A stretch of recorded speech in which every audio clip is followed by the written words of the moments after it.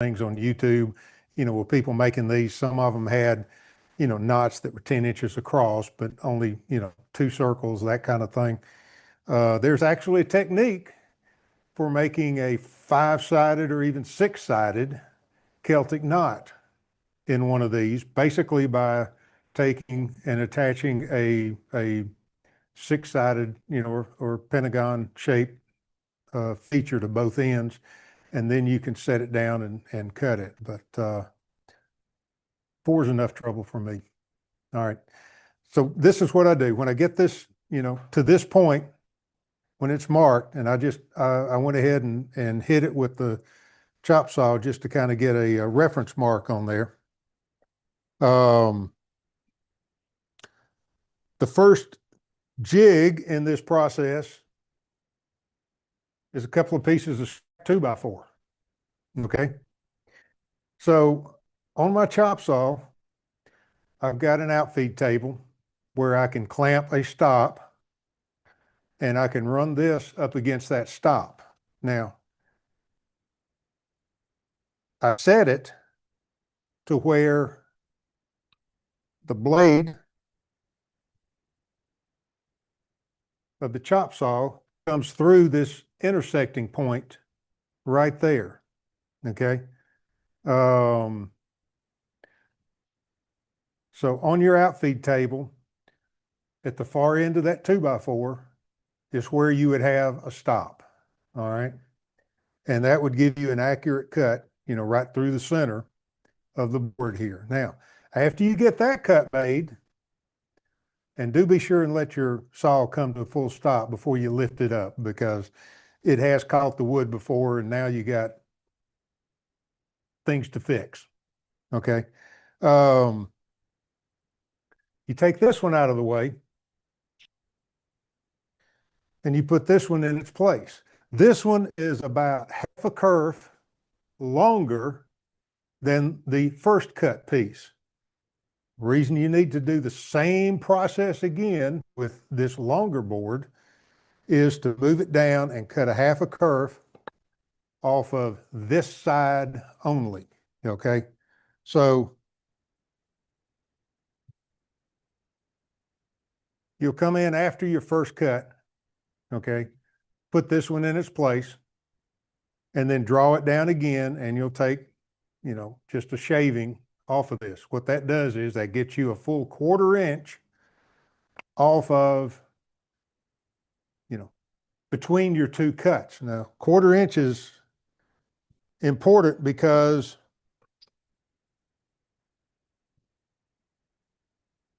what you're using in there is shim stock, whatever you want to call it, that comes, 1/4x3 by usually 24 inches, in all kind of varieties. Got bloodwood, yellow heart, maple, walnut, whatever you want to, accent it with. And this is usually pretty close to, a 1/4 inch, I've found. And so anyway, you can cut your pieces with that. And by making those 2 cuts, you got a 1/4 inch gap in there. So when you put it all back together, you got the exact same length that you started with. It really doesn't matter on the first cut, but every subsequent cut, if you want to get as close as possible to having these joints come together like that, that's a good one. This side is not. Okay. That's what you're going to need. Okay. So after you get them cut, and let's just say that we've already done the first 3 cuts, and now you cut the 4th time. Oh, here's another little tip. I always try to mark one end of the board with a scribble or something, so that it always goes up against your stop block. That way you're registering, closer in case you're off on your distance or your length, even 1/8 of an inch is going to really show up. Okay. So You make your first cut, okay? What I always try to do, and I found this seems to be a little more accurate, is to rotate it 180 and then make my second cut, okay? And then rotate it back 90, make my third cut, okay? And then rotate it one last time, 180, to make my fourth cut. So this one was going to be my fourth cut. And now we come to the second jig, okay? You got to put them all together and glue them up.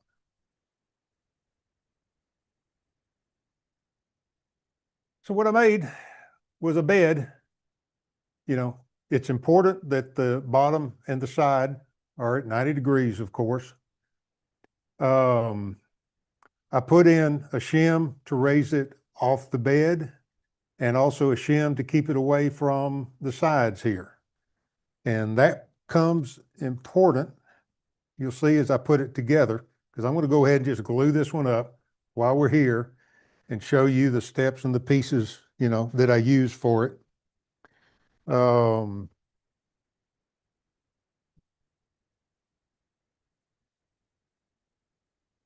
Yeah. You made a comment a minute ago about being off. You know, you started, said that one side was. Yeah. Is that because the angle on your blade on the miter saw wasn't exactly where you needed it? The angle was where it needed to be. Because when I've done these, I find out it's easiest to do them in batches, you know, so I've got 3 of these sleds here to clamp things up to, you know, and that's my choke point on the work progress. But if I set the saw up, leave it at the stop, okay, and the stops are pretty much predicated on what these two, you know, are set up to do. I think I hadn't really tried it at different angles. But if I do all 3 at once, first of all, it doesn't take that much extra time. And 2, I always know my saw is in the right place. Now, if the blanks are not quite square, you know, or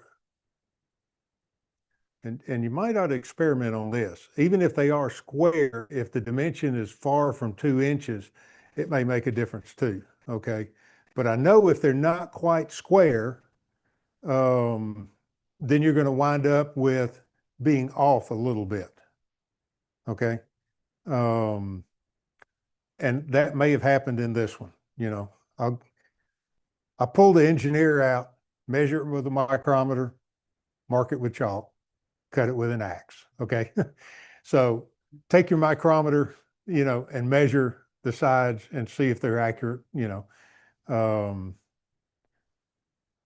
But anyway, that's what I think is probably happening on this one, you know.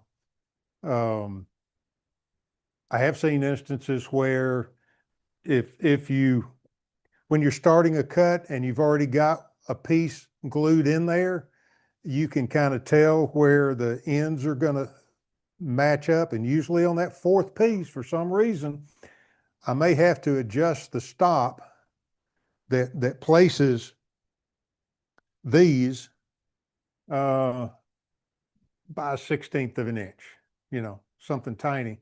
But it does make a little bit of difference on where your cut goes and where your next piece goes, okay? So first thing I do, and I love Harbor Freight, I tell you what, if you don't have about 20 of these, something's wrong with you. They're like $3 and change at Harbor Freight, you know. And they work great. So what I do is I get a couple set up, and then I start spreading glue. And I use Titebond 2 now.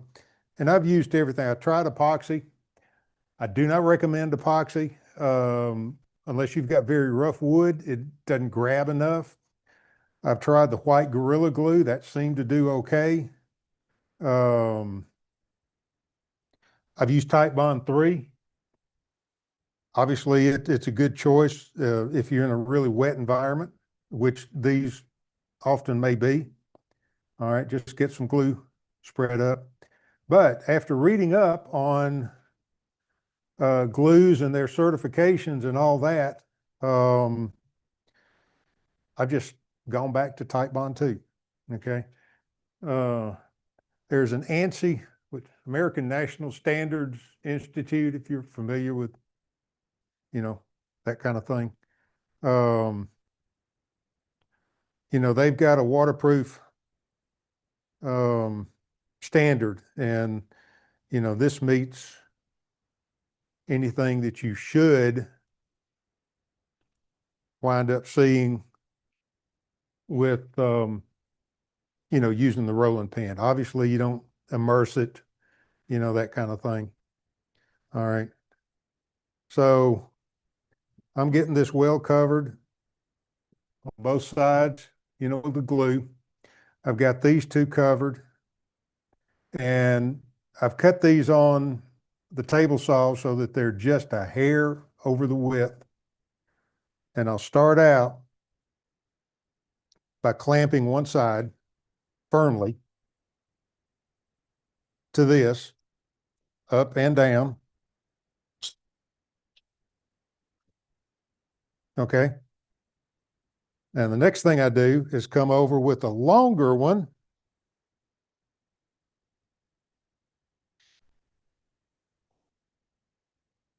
See if I can get enough room in here. And just put a tiny amount of pressure on it. This is slid down. It needs to come up just a hair. And then I put a couple of these on very lightly on this side, just to kind of hold it in place.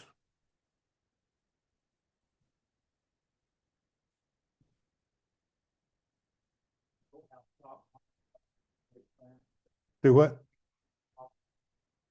No, I don't. Maybe I should. Okay, but just very lightly, just to kind of hold it in place so that when it comes in, and when you put pressure on this clamp, and usually you can see more glue spread out there, um, these two clamps keep it moving in. However, since your pressure is coming in this way and it's cut at an angle, it's going to kind of force it back onto this backstop anyway. Then you tighten these two up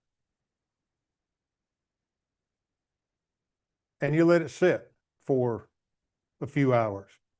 Um, Again, if you're doing 3 of them at a time, um, cutting it and putting it together will take you about 5 minutes, 15 minutes all total.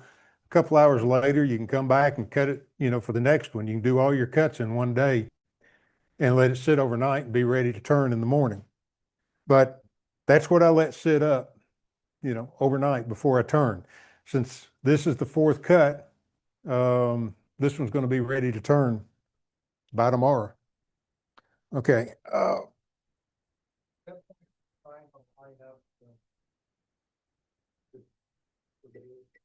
The lines look straight. Well, your cuts are already made. And so at this point, it's important to keep it tight enough that the glue is going to set properly. You know, if it's off, it's going to be a little bit off, and frankly, I'd probably say 60 or 70% of the ones I've done, I can see, where they're off a little bit after they're turned, and it doesn't quite, line up. It may be a 32nd of an inch off, but if you're looking at it close, you can see that. Um, Most people, when they're looking at them, and you're giving them one or selling them one, they don't see it, you know. Yes.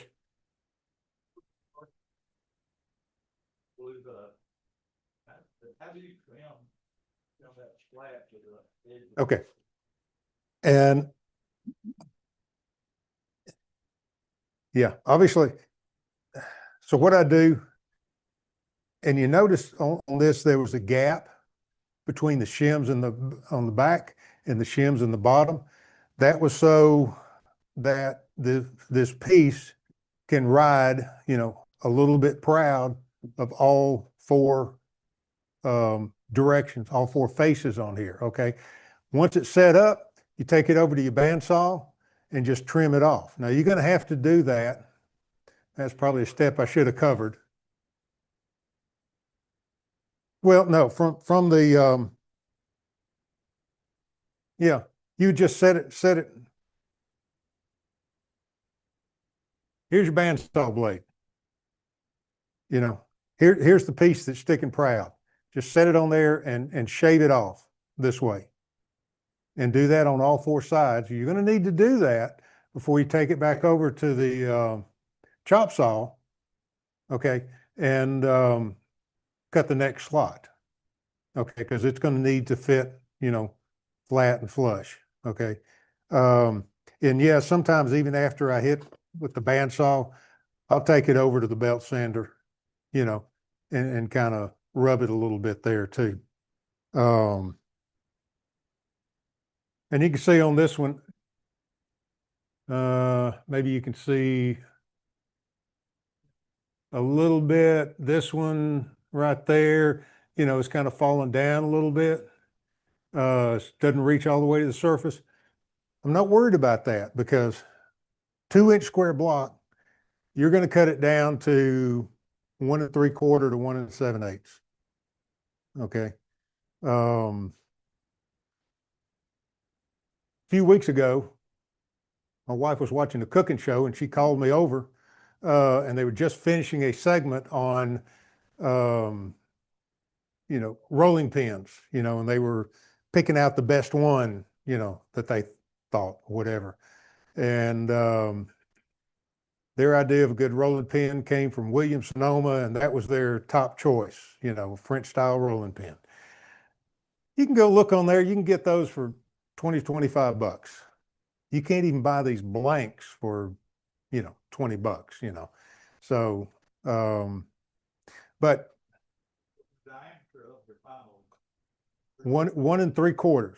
If you look at Sonoma's rolling pins, they are 20 inches long and 1 3/4 inches in diameter, you know, going down to about 1 inch.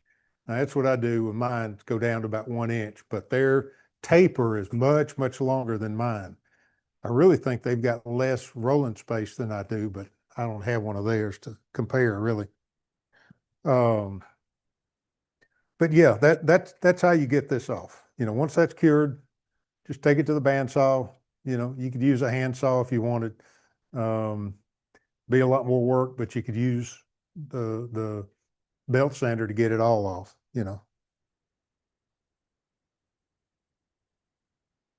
Okay, so that's the process of putting one together. Any more questions on that part?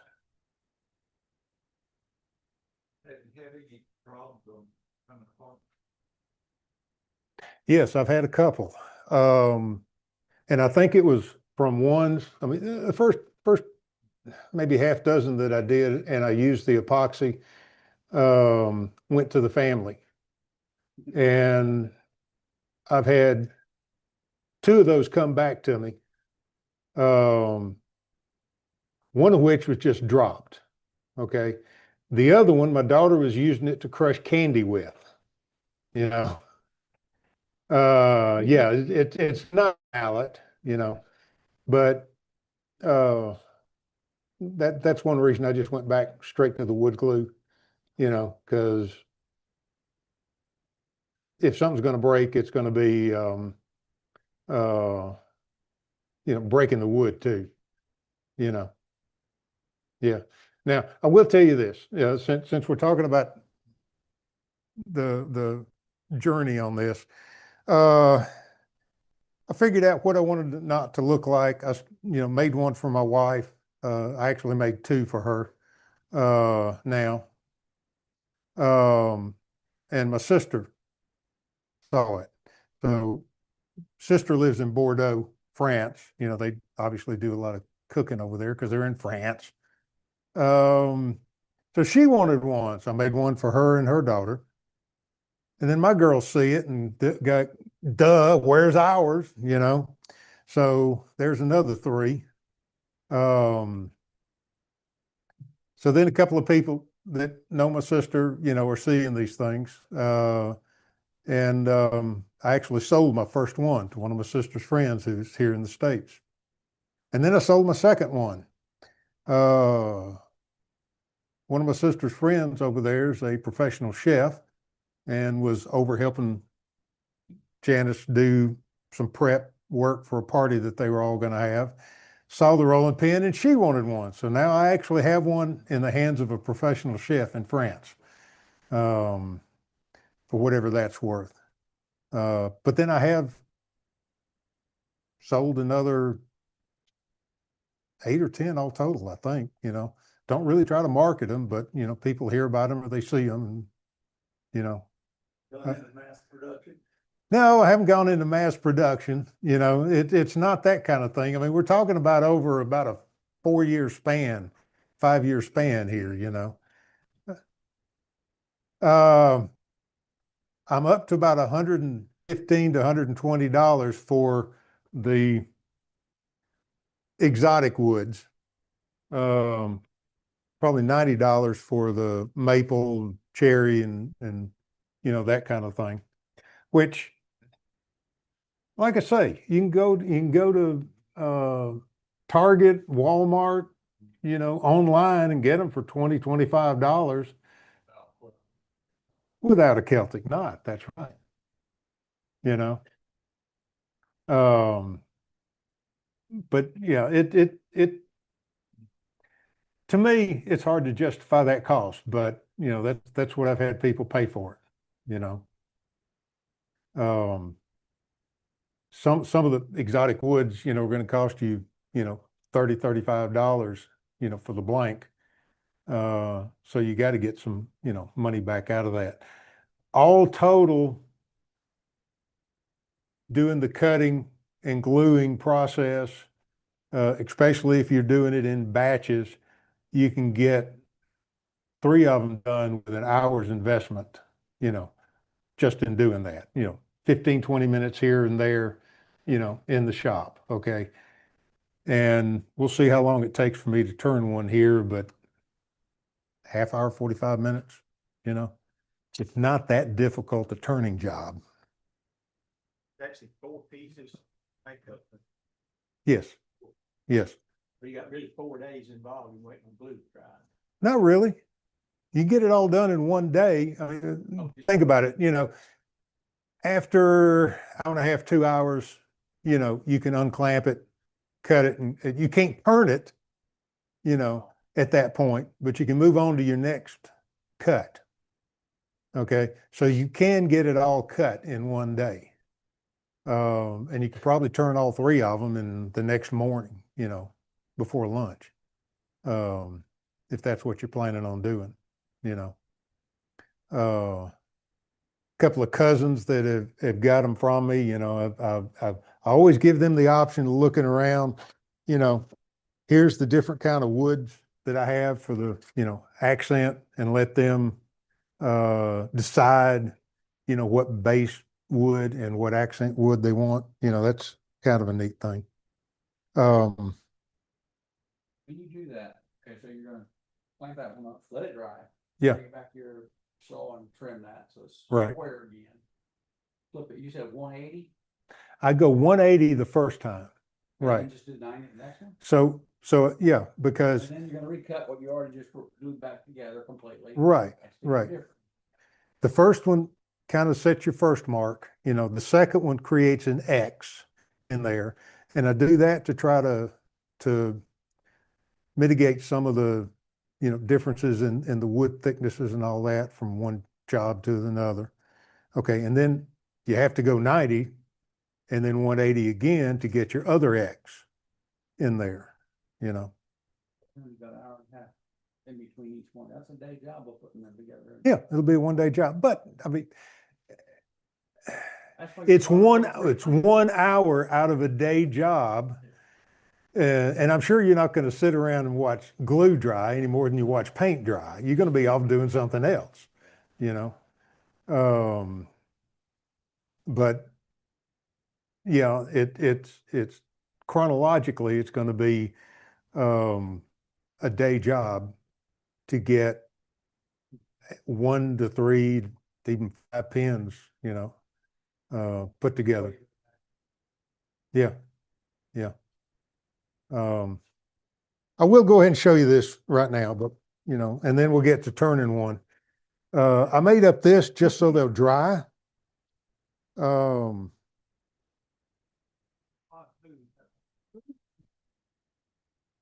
it meets the Type 2 ANSI standard for waterproof.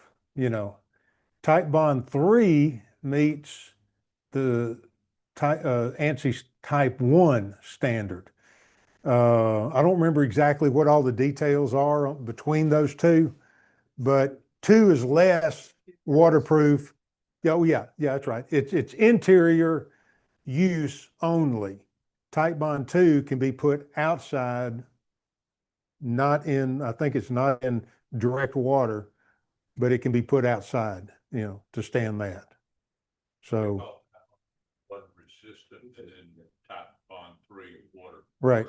But I also found out when I looked all this stuff up, Type Bond 3 is considered a flexible glue. And that was one reason I decided, well, maybe I'll just go back and try the Type Bond 2, Flexible glue, if you want to broke it, hit it again. Yeah, there you go. Bam. Yeah. Yeah. I looked at her husband. He had a couple extra knots, that week.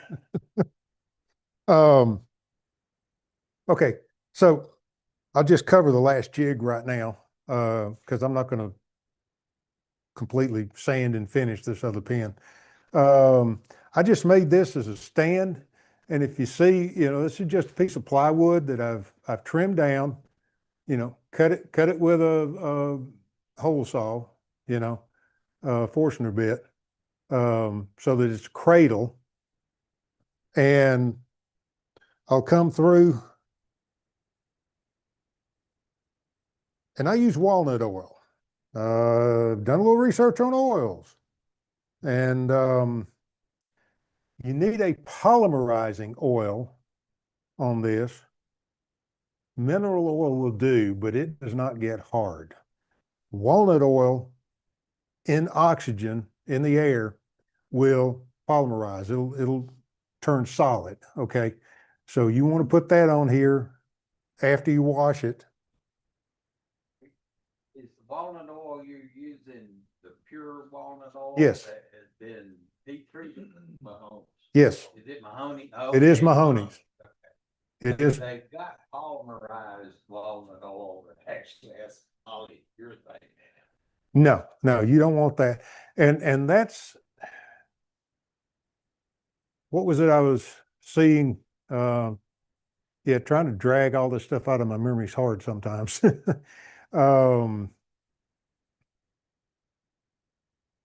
I think it was linseed oil or mineral oil. They make a polymerized version of that will turn hard. But there's other kinds of, linseed oil is food safe, but you don't want to get polymerized linseed oil because it's got additives in it, or boiled linseed oil has additives in it too. Pure tongue oils and that kind of thing will work, but you need something that gets hard without the application of heat. And the easiest one for me to come by is the Mahoney's walnut oil. Okay, that's why I've kind of stayed with it. You don't just use walnut oil, you buy it at the grocery store. No. No, This no. Mahoney does some kind of heat treating to that oil, but his is specifies that it's pure. Yeah, They don't do anything to it, they pressure cook it or they do something that makes it hard. right. People put nut out of it. just with Bob, because actually through the process, whatever that is in the oil that causes the nut allergy, in their process, it's removed or destroyed, Yeah. whatever. Yeah. That's something that, something else you gotta look what's about finishes is, especially people with nut allergies. What's used, but that's supposedly safe. Yeah. Like I say, got to dredge all this up out of my brain, but you're right. I remember that now. That's type bond glue. Yeah. Original is not recommended for contact with food, whereas 2 and 3 are. Okay. That's something I hadn't run across. That's a thing here reading on their deal. Yeah. Yeah. But anyway, after you put the oil on here, you know, you're supposed to let it sit for what, 24 hours or whatever. And I just made these. I try to do this 3 to 5 times, you know, before I give it to somebody. So that it's had time to kind of, you know, soak in and get hard, you know, that kind of thing. But just a simple little stand, you know, for it, you know. You can buy the Mahoney's oil by the gallon. He ships it from California. And, I ain't making that many rolling pins. I don't care if somebody does want to buy them. you use it on probably everything I make. Yeah. Yeah. So I sand with it. So I power sand with Mahoney's oil, Oh, okay. you know, in the 600 and 800 grit, Mm-hmm. power sanding. Yeah.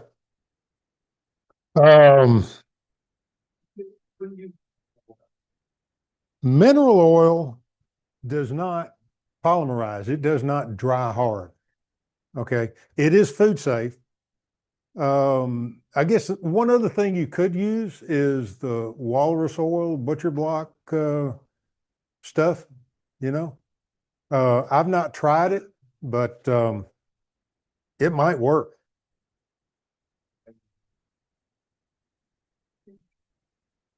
Okay.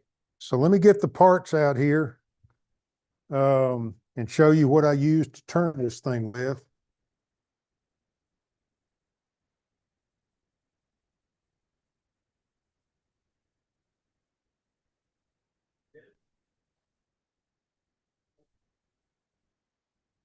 The big heavy thing? Okay. Yeah. All right. I hadn't really passed anything around. I guess I should be. The what? Oh, the slick one. I thought you wanted to see my clamps. Okay. Bought a 36-inch piece of maple, and so I cut off about 16 inches of it and made a smaller pin. It's a little bit smaller in diameter. I've made a couple of these. This one is 1 5/8. The short one that I made for my wife is about 1 1/2, and she uses it more than she does her full-size one. So one of those is going to be a little bit messy with the oil on it. Okay. Yeah. So I'm not gonna buy my wife one, I'm afraid she did. so I like these little caliper things for, I mean, you're working on a dowel basically, you know. And you can pick these up on Amazon. They're not too expensive, you know, so you want to measure out like, you know, 1 3/4 inches diameter. And I usually go just a little bit beyond that, just to give yourself some wiggle room in it. One thing that I have done to these that I use on the wood shop side, mostly, if you can see, okay, this one I got from my dad. I haven't, well, no, it's already rounded off. I guess everyone I brought with me was rounded off. But if you look at these points down here, when you get them from the factory, they all come very sharp. And I just go over and hit them with the grinder and just quickly, you know, just grind that point off. So when you're dropping this on a groove or dropping this on your pin to try to find your diameter, without the point, it doesn't catch. So, okay. So let's see, we got that and that. I got to move this up.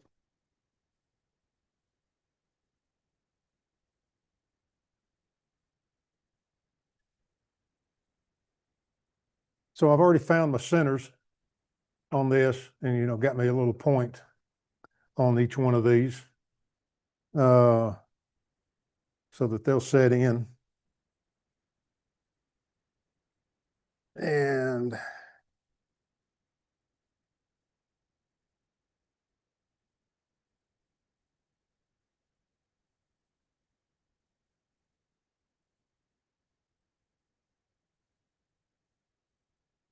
trying to find that point down here. Where is it? Here it is.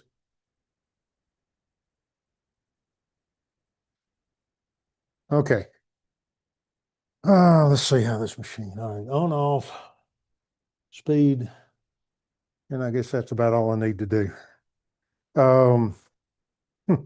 Wish I could find a 20-inch bar, like that, but, yeah, that's probably the way to do it. Okay. So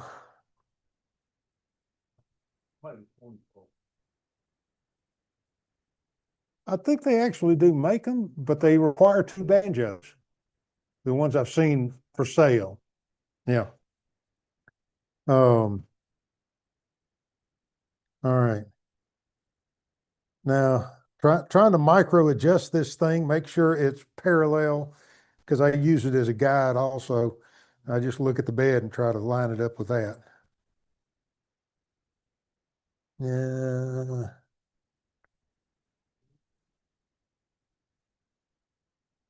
Okay. All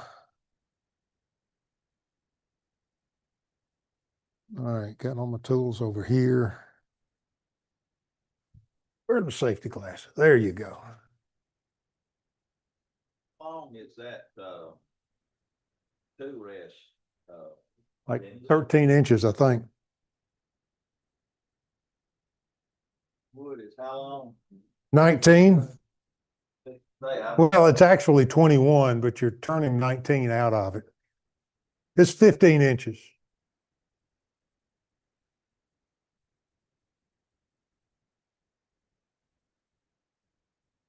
I've got one over there. Oh, okay. Well, when I'm turning this, I don't really care about the last inch or so on it. Of course, obviously, I want to turn the whole thing around. But when I start sizing down, I'm may not come all the way to the end.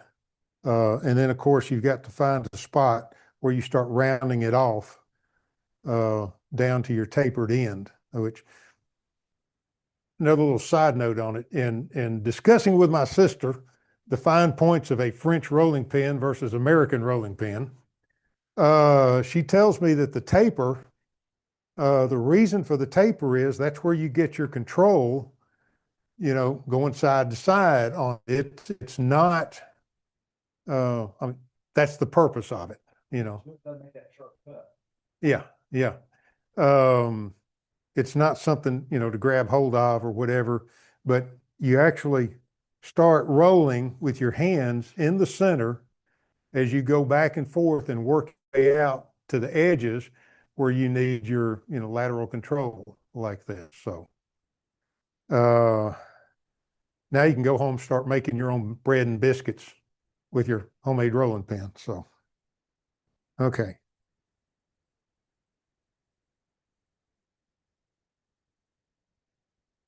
Why am I not running, Jack? Plugged in. Okay. Thank y'all for coming. I'm done. I went back to late though.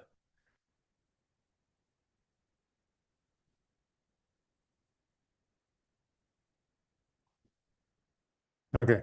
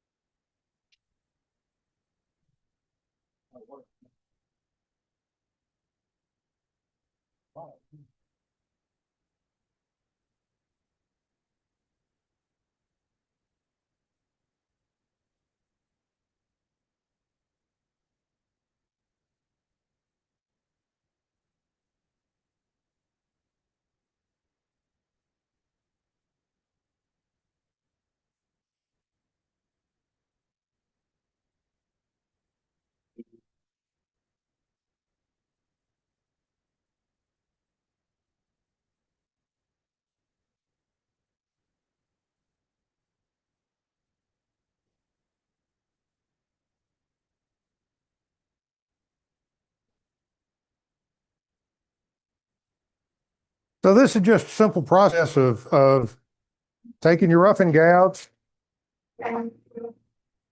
and turning it into a cylinder.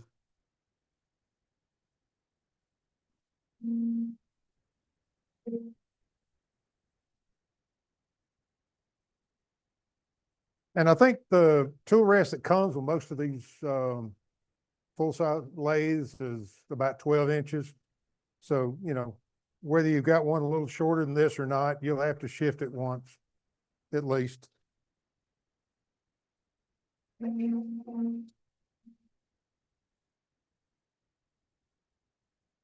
Unless you build your own that's long enough.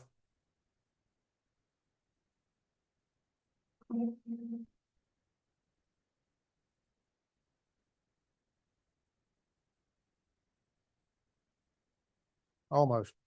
You can see and hear when I come across this Celtic knot that the tone changes. And of course, you're going across, and it feels different too, because you're going across end grain now. So before I finish, I'm going to slow up a little bit going over that so it won't tear out very bad.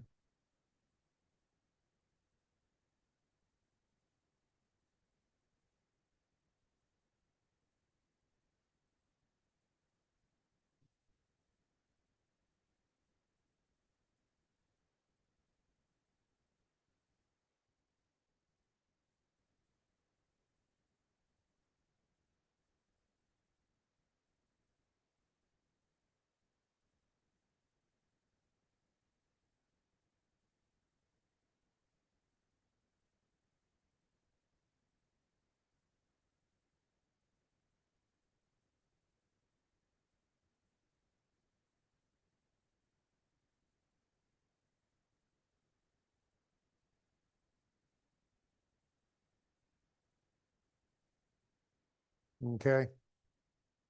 So it's this section right here is about getting round.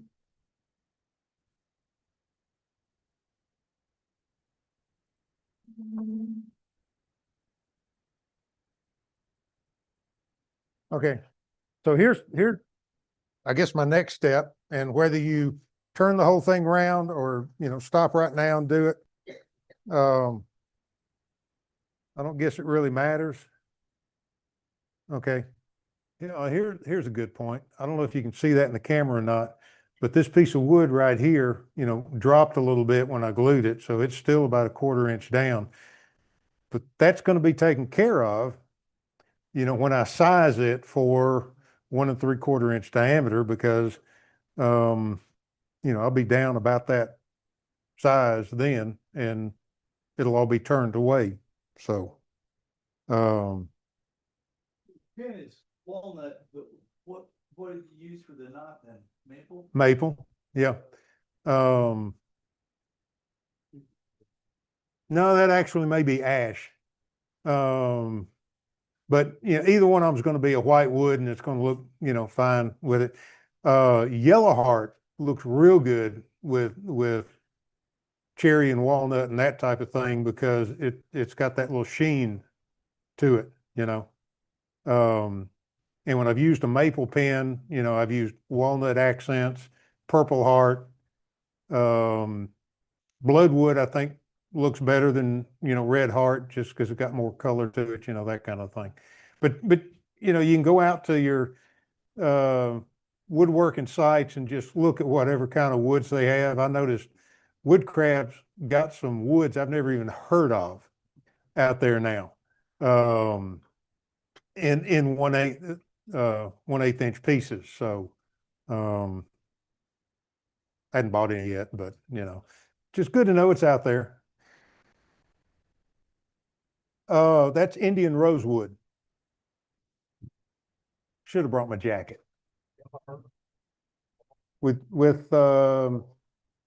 Yeah, I think that's yellow heart. Yeah.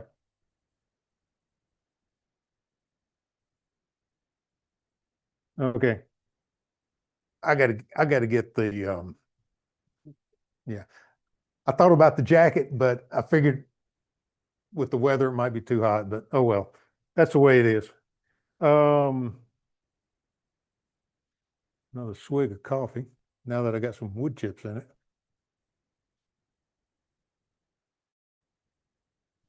Yeah, so we'll go get back on this. So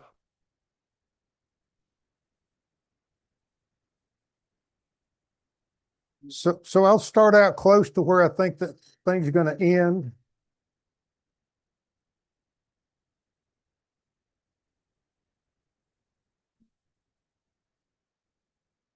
Okay, so there's just a hair over, somebody saying something? Oh, okay.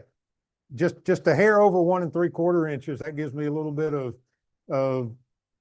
smoothing room and sanding room. And I just come down, every couple of inches.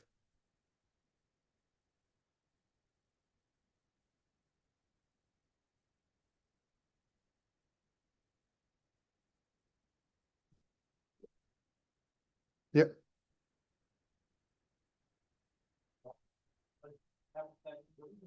So what? Oh, no. I got to give one of those to St. Jude. I got to take the other one home.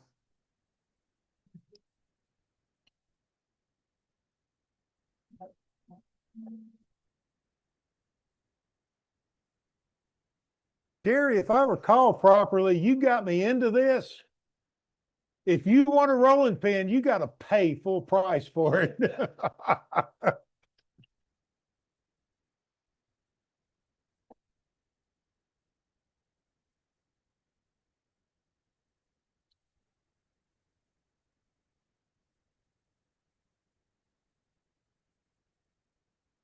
So you see with those corners, those ends rounded off, you're not getting any catching or anything, as you're riding on it. So.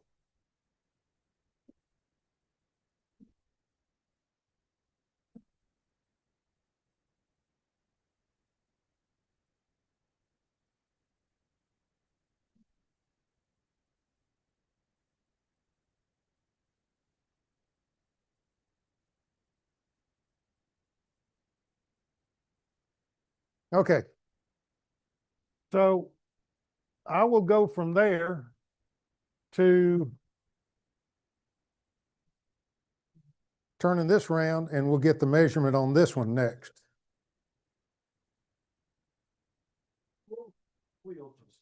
I was gonna say, I just saw that thing turn. This, It dropped down towards it there. And how often do you stop and tight? well, this is locked, so it may just be vibrating. It's got a little bit of play.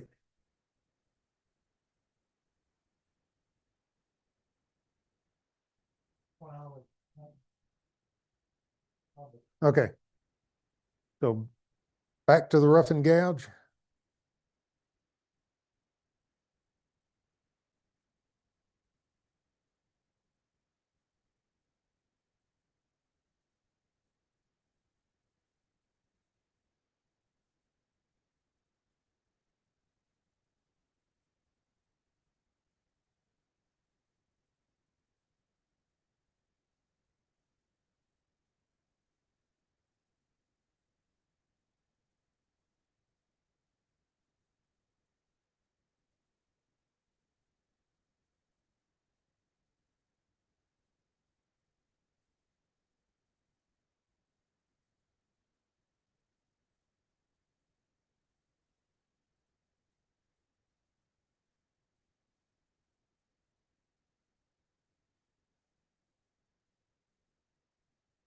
Okay, that's close enough.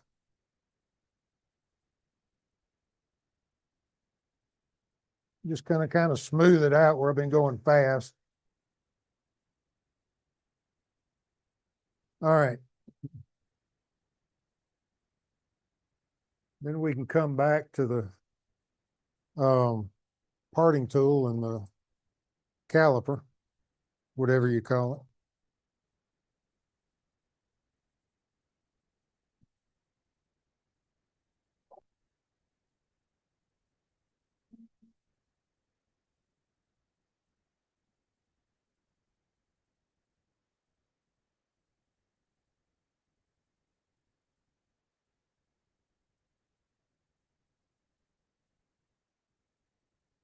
Okay. So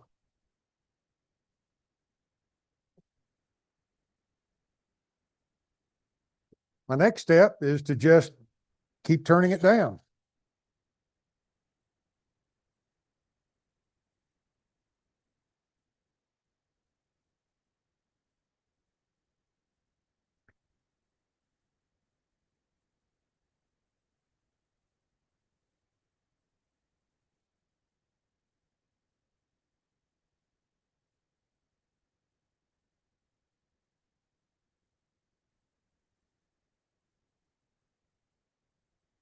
Okay.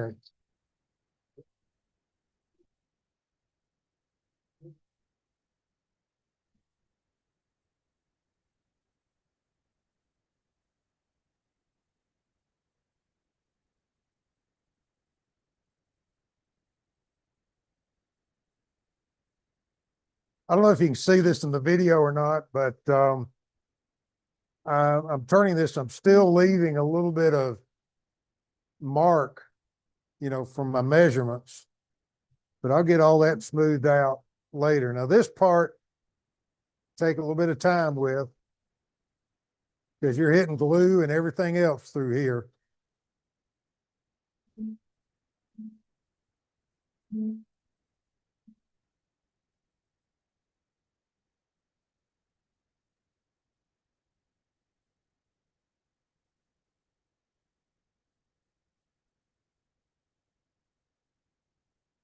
Kind of lower this side a little bit so that I can get in here and get this done.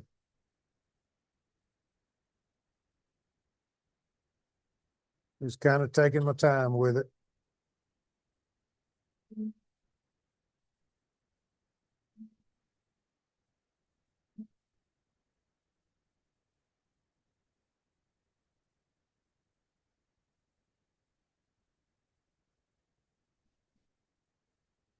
All right, that's getting close. So come on down. All right, now it's time to move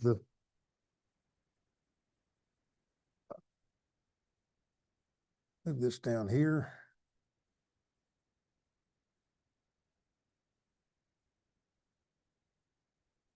Okay.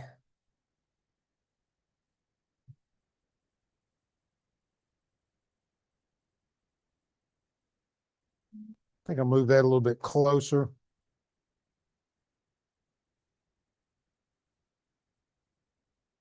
Make sure I get it square.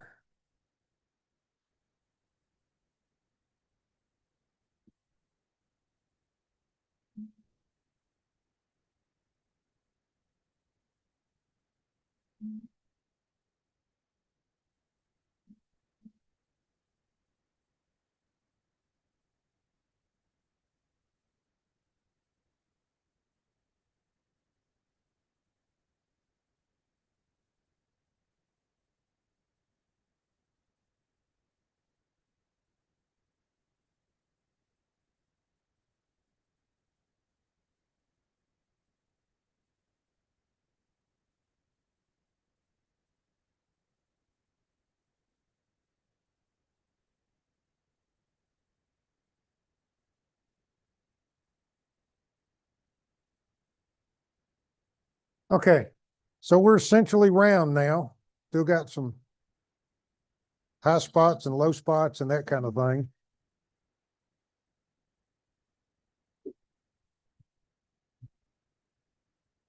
So what I typically do at this point, I'll come in and look at it. All right, that's still low there, so I need to trim that down, and that'll be hopefully my final diameter. So still need to work on that a little bit. Let's do that now.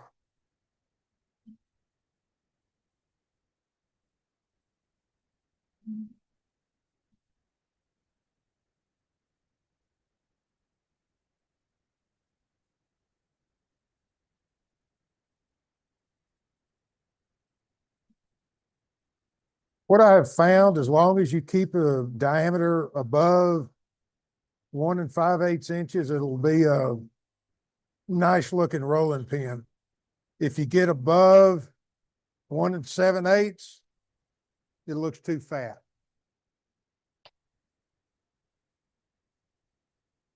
I'm getting closer.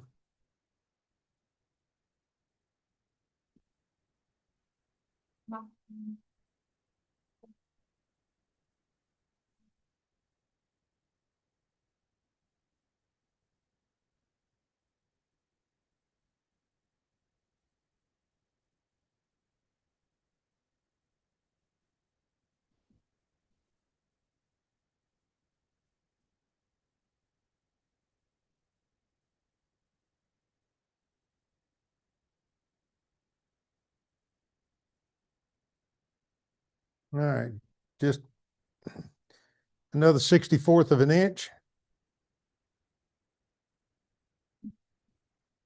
Got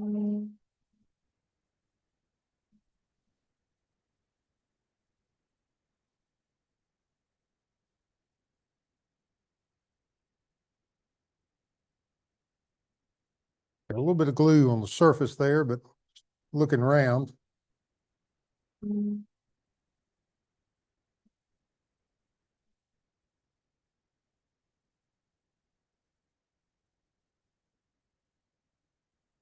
Okay, so that's got all the glue out of the knot. And actually those junctions look really good. Okay. You want to know how close you got on it, you have to look at where two are crossing in an X. Okay. And you can look right there and all those line up pretty well. I think you can look on that rosewood one and see where it's a little bit off on one side. And again, I believe that's from not being quite 100% square, when I started with it. Okay. This is looking really good. I like that. All right. So now I want to come back and I want to measure this. All right. Because that's going to be my final diameter right there.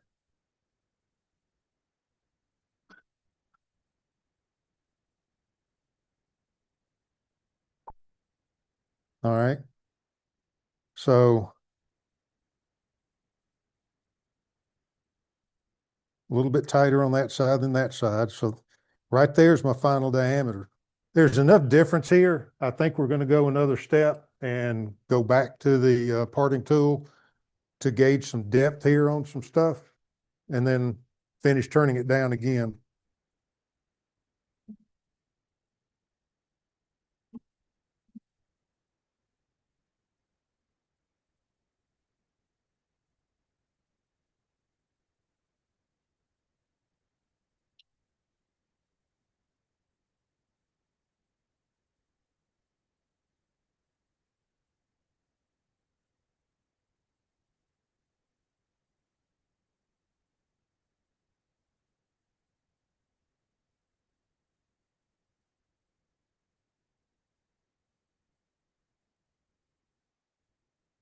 And you get down on the end here, and I'll show you my pattern in just a second after I get a little more of this done. When you get down to the last few inches, it really doesn't matter as much where you sit on the diameter.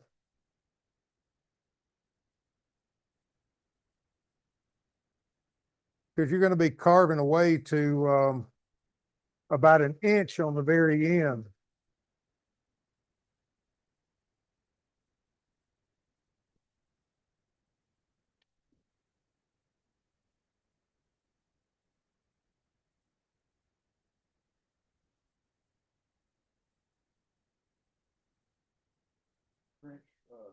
Jeff Taylor preferred taper in that?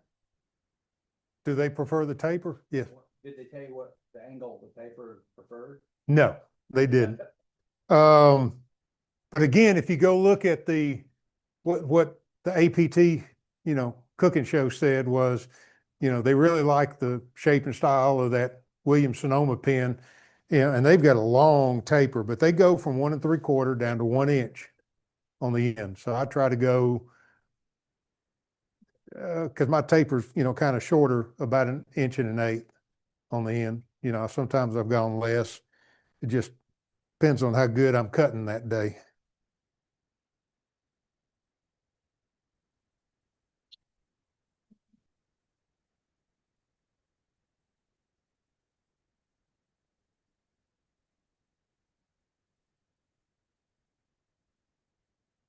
Okay.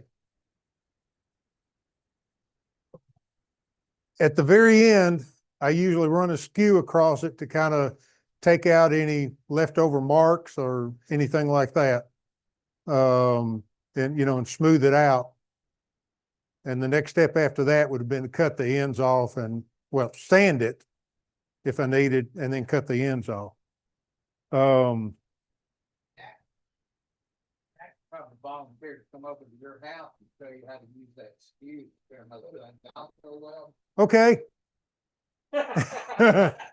Come on, you know where I am. Yeah. Yeah.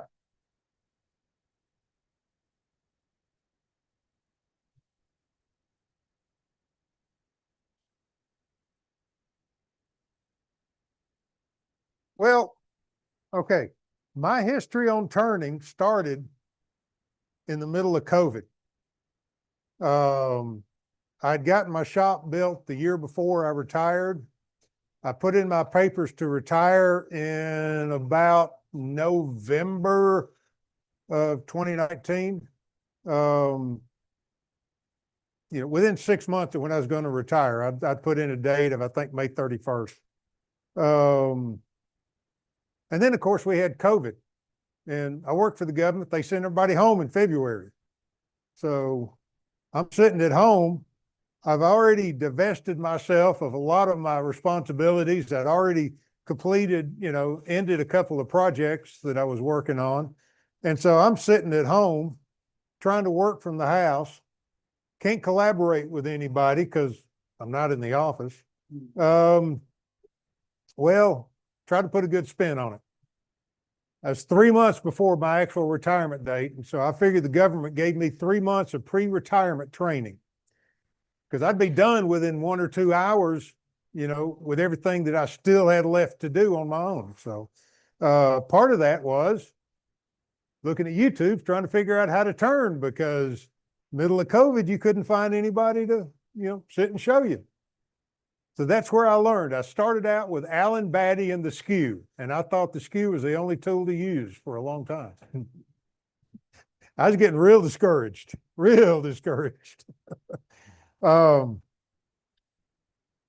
But no, I mean, in all seriousness, that's where I got all my initial training was on YouTube for whatever it's worth.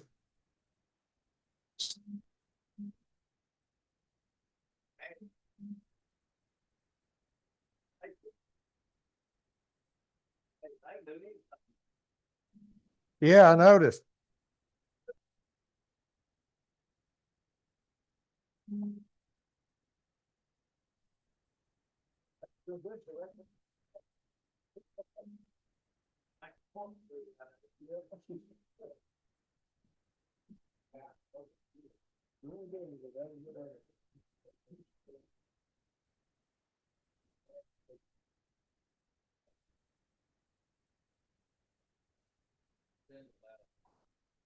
Yeah, I watched that the other day. Was it Tommy? Yeah, Yeah. that's sitting there saying, Did you know he did a follow up on that one too? Because people were saying that he was just showing off and yeah. He could do that with you. Yeah, he's showing off. That's how. Yeah.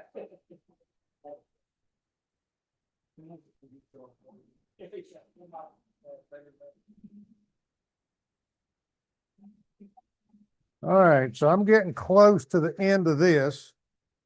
And I'll say we're about to go to what I call, I guess, would be a next step.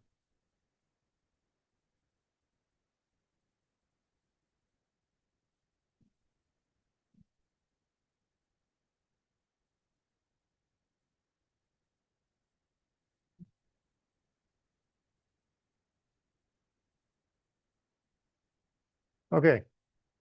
So once I get all that done, I can come back and kind of sort of center this up here.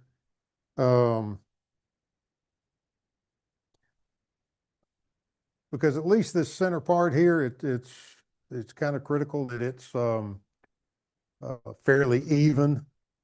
So I have a pattern. All right.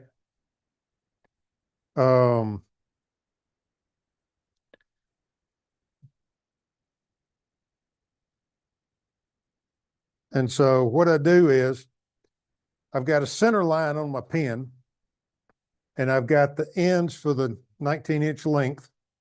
And then I've got a couple of marks right here of where my taper is going to start. Okay. And I'll have to put this on here a couple of different times. But when you're spinning, if you look where your knot is, you can see this center line right there. Okay.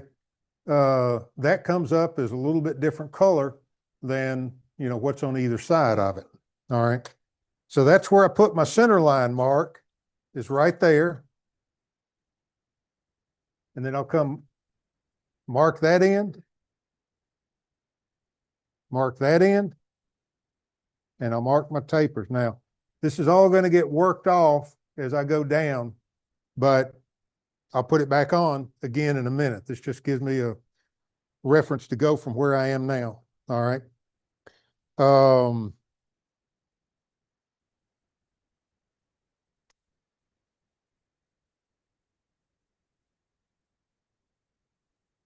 So we know this was,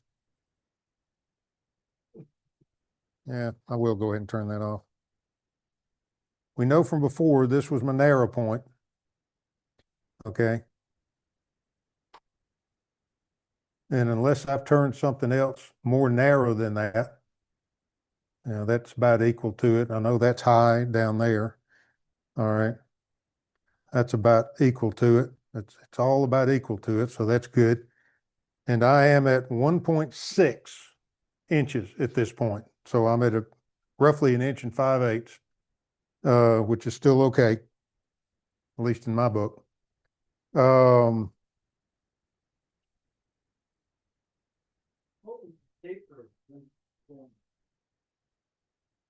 Well, it's roughly my hand width and a little more, going from, this taper down to, and I'll probably make this one 1 inch since I'm a little bit below 1 3/4.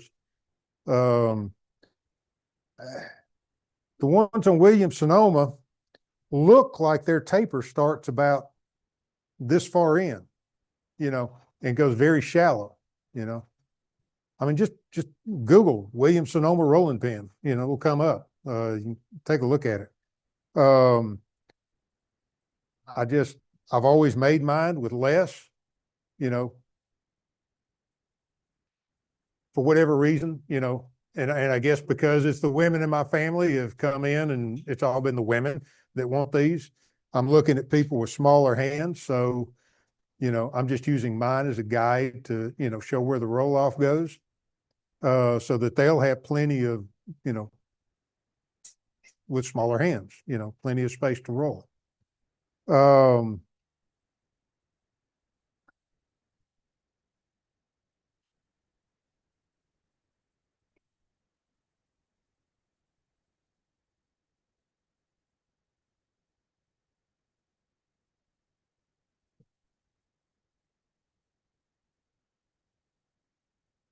So let's just slowly shave it off.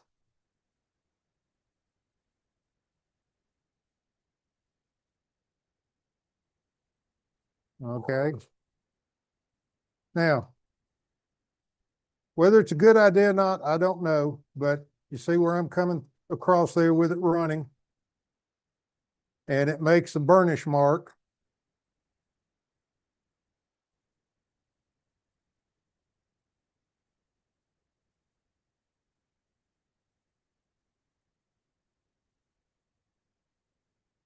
No, it's still pretty tight.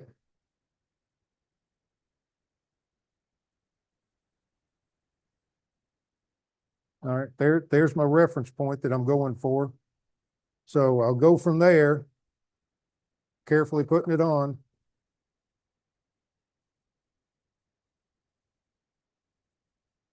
And either I'm a little bit too low down here,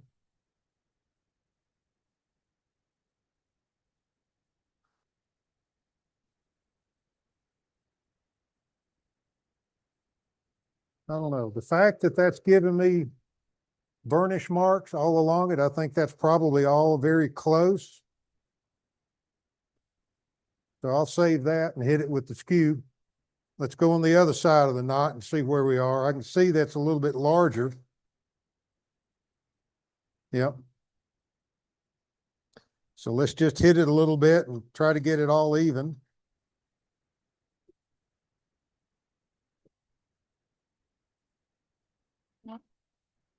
I don't know if y'all can really tell, but I'm just taking almost nothing off of here.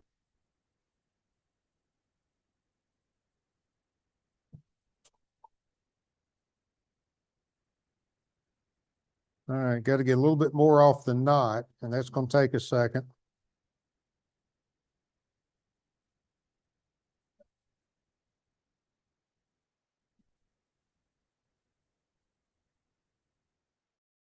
All right, let's see if that's got it. Nope, getting closer.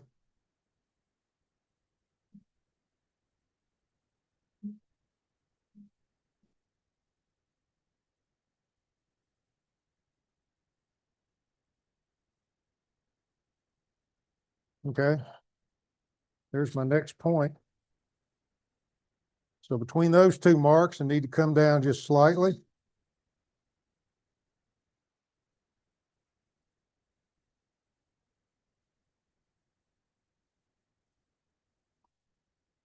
Still a little more.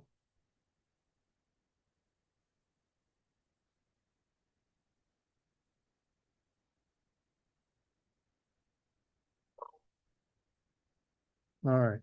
High spot on the burnish.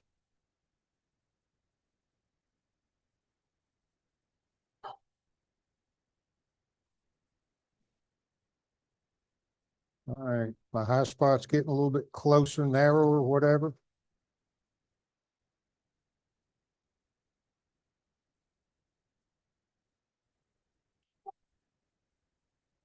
All right. That goes all the way down. All right. So this is why I say that mark may just go away because I'm trying to get this even.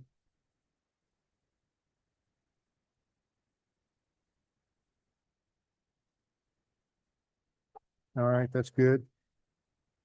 Okay, you can still kind of see the mark down there, and down here. So now I need to come in and mark those two. I'm going to go ahead and hit it with a skew and say my prayers that I don't have a catch. Somebody tell me how to hold this thing and use it if I'm not doing it right.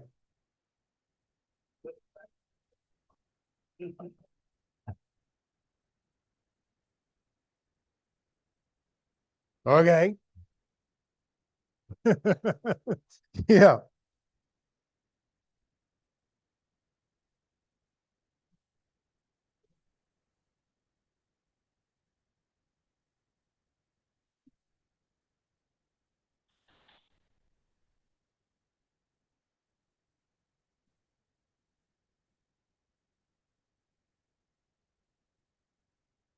Getting a little bit of chatter out of this thing. That's unusual.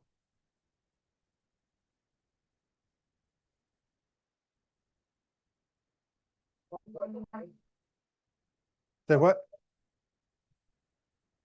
I'm sorry, what about it? I don't know. I know that, I gotta stop them. Hey, just a little bit. Yeah. Well, I did once.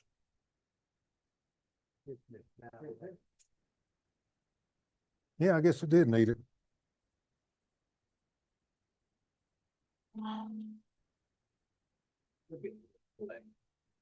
Yeah. Okay, that probably means just a little bit more sanding when I'm done.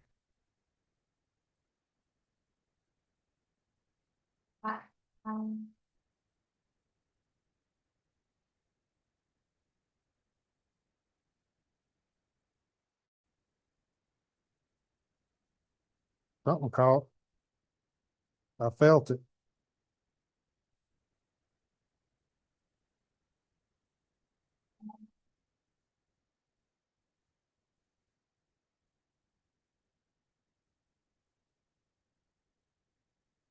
Okay, so once I get a pass made on this, that's about all I'm gonna do to it until I go sand it, which I'll take it back home, do all that part.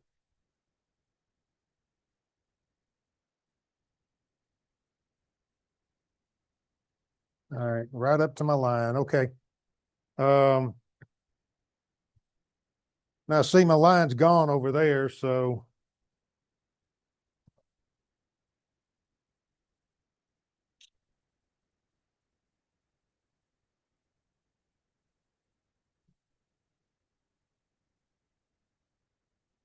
put that mark back.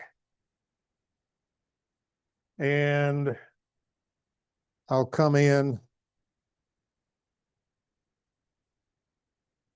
I'll do this side first. And all I'm going to do is go down. I think I'm just going to go down to 1 inch on this one. Can you see your cat?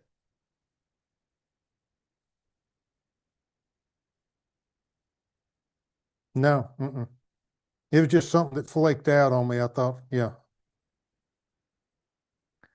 All right, so go to, it's a little bit harder to use than the new ones, the modern ones. What is it you're using to get that white mark on the wood? Well, I bought a couple of these these expensive Pica pens, and if you go look at the on Amazon, they've got white lead for those. And I searched forever because I saw an American wood shop, you know, the guy was using, you know, a white lead in his pencils like that. And I finally found it. Pretty good. Um, It shows up. yeah. Now I tried a couple of things. The other thing that when I found it in a pencil form, it was always art lead, and it was just way too soft. Yeah.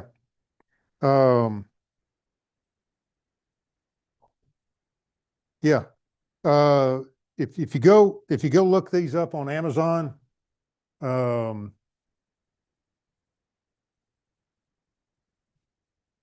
know, they've got different brands of it. They're all over $10. You know, that's the hard part about this. But it's the only thing I found that you know, had the white lead available for it. Partner on one end, and also Yeah. the one I got has, had multiple colors in it. Okay. Yeah, I saw that. I bought I'm forgetting the place, Yellowhammer Tools down in Birmingham. I bought my first one from them. They had a pack of colored lead for it that had red and yellow in it. And I had used the yellow until I found the white recently. Pica, P-I-C-A. Yeah. Uh-huh. Okay. So let's see if we can get this thing finished up here.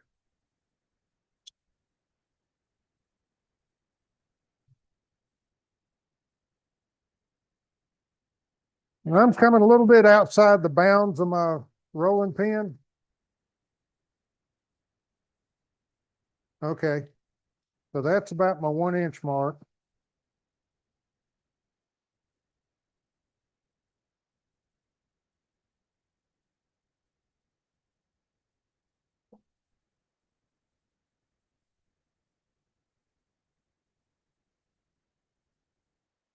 I should have brought my cutoff saw.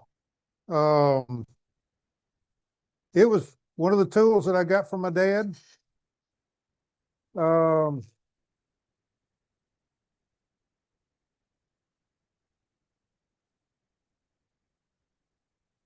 and he told me what he used it for was his work as a state toxicologist and criminal investigator doing autopsies. It was a bone saw. uh,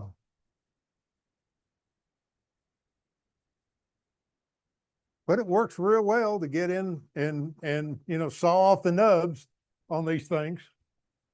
Okay. Not really, you know. I mean, it's not as fine as a hacksaw, you know. Um, okay, so now we're going to go from about that mark down to here and taper it off to 1 inch. Whoop.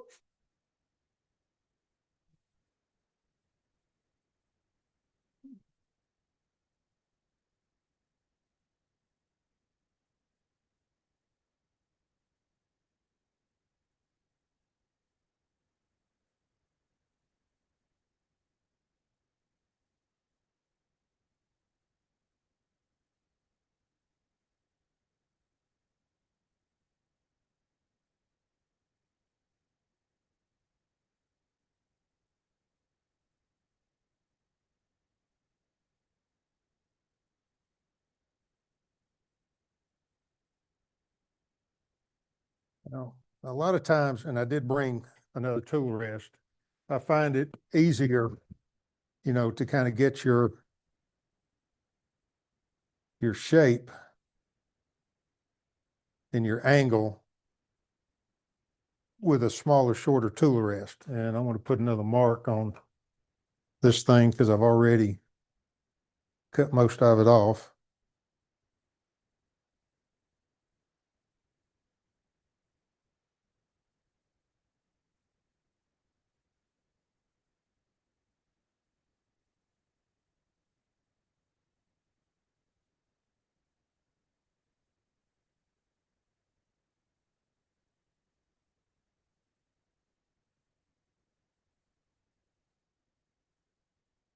Now, one thing I don't know is what the proper shape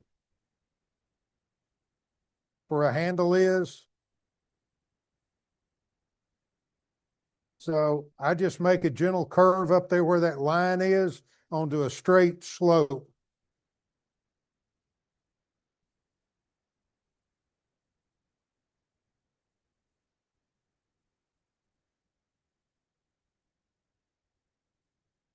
I'm getting close.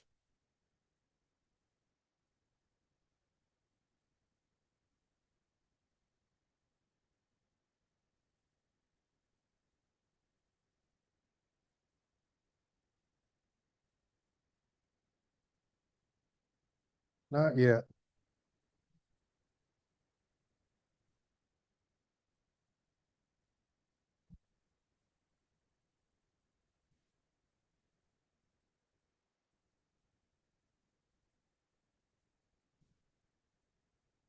All right, just about there. I want to make sure that's kind of a hidden slope, if you will. And I'll touch that with the skew.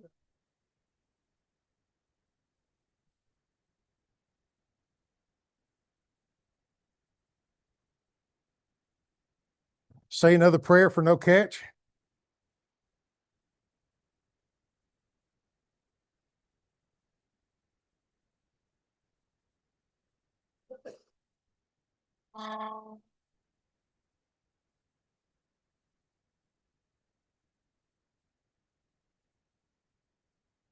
This shouldn't be vibrating like that.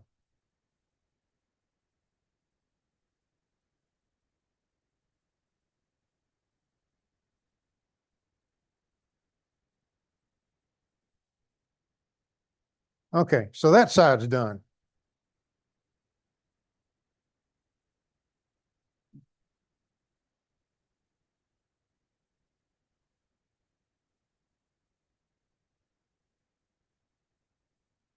And just kind of gauge it on that. That's too much. Okay, that's about right. I see some marks in there that I'll either sand out or hit the skew again. Probably sanding would be better at this point.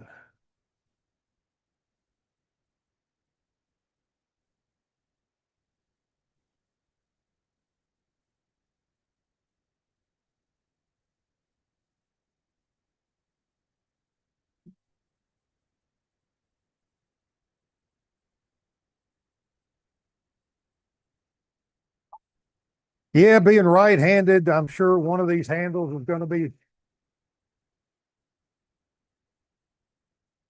better than the other one. Since I'm cutting opposite handed here. I just feel like I had better control over there than I do right here.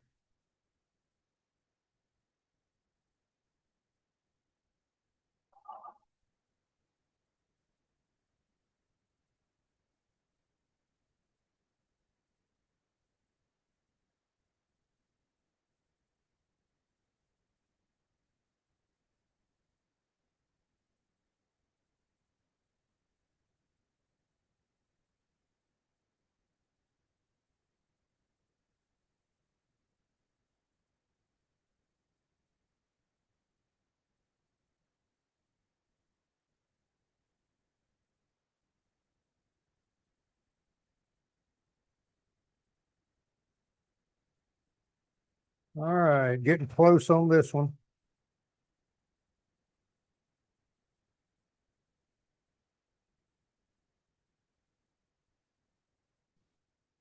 Yeah. Have what center? Yes. Turn better. And go both sides. Take it out, turn it around. Turn the other end.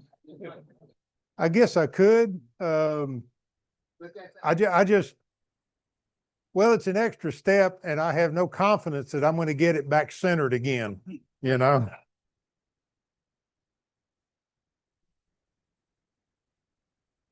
Get who to? There you go, Sean. There you, yeah. Turn it around. I'll get on the other side.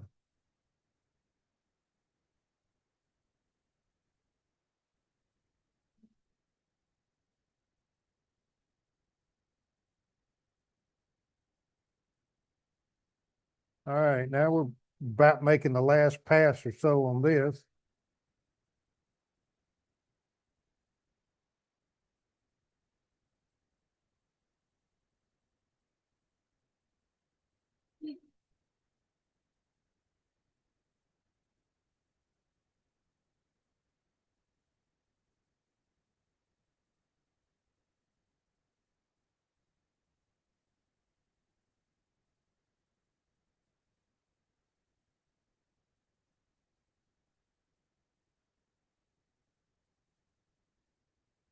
All right, that's getting close. I think I've got my tool rest a little bit too high is one of my problems. Yeah, there you go. Now, make myself a little transition here.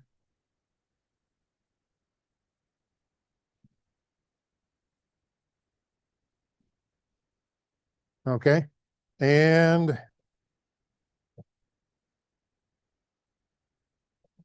the skew and prayer time. Again, I'm backwards here.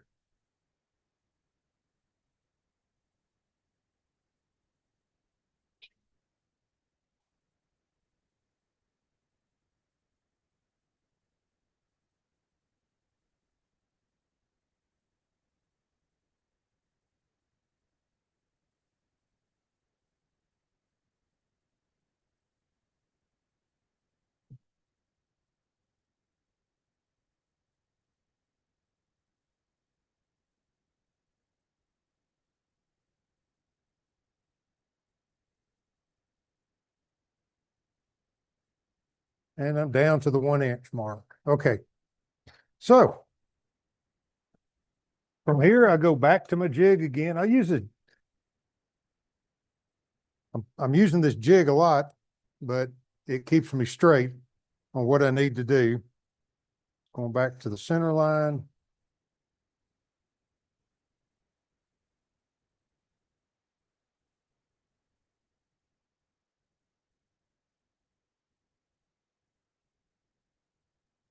Okay, so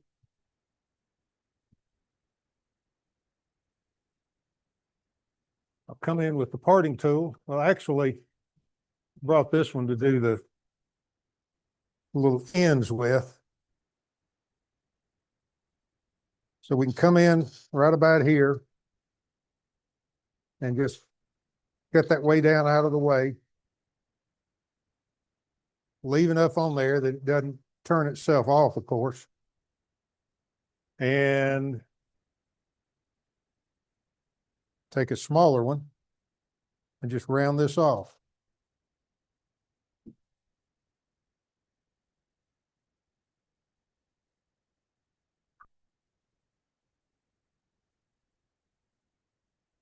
Okay. And same thing with this side.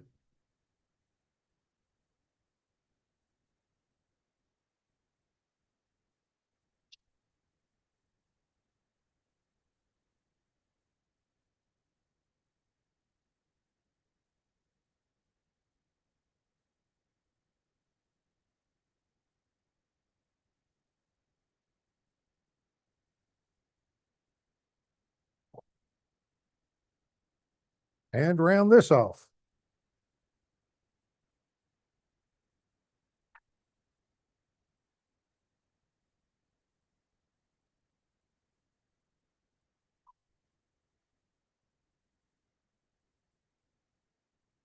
Except for sanding and oiling it,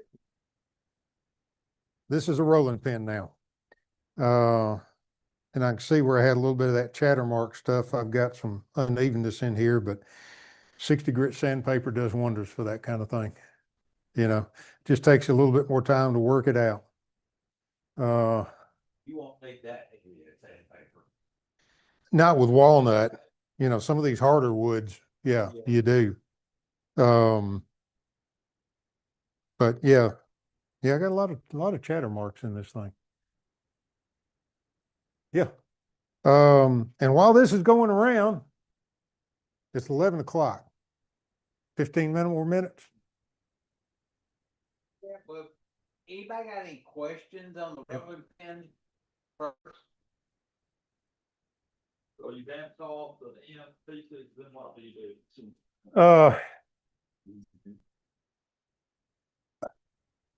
I'll use a couple of different kind of saws, you know. I've got a little tiny, you know, 1/8 inch wide hacksaw blade that I use sometimes too. Anyway, cut the nubs off the end, and then I'll just touch them up on the disc sander. And then I just put the walnut oil on it.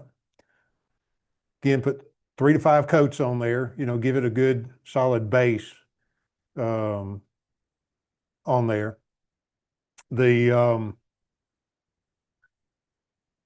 Once you get that polymerized oil, you know, embedded in the wood, it seems to, you know, be able to stay. You can come wash it. After you wash it, yeah, you do need to put another layer of oil on there, you know, if you're using it. And then just let it sit on a paper towel and dry for a day before you put it up. I've always heard it recommended. I don't know. I don't use one really, but so every time you use it and every time you know, rinse or wash it off, you need to put a little more oil on it. And that may be because mineral oil is the most common oil for this kind of thing, and it will wash off, you know.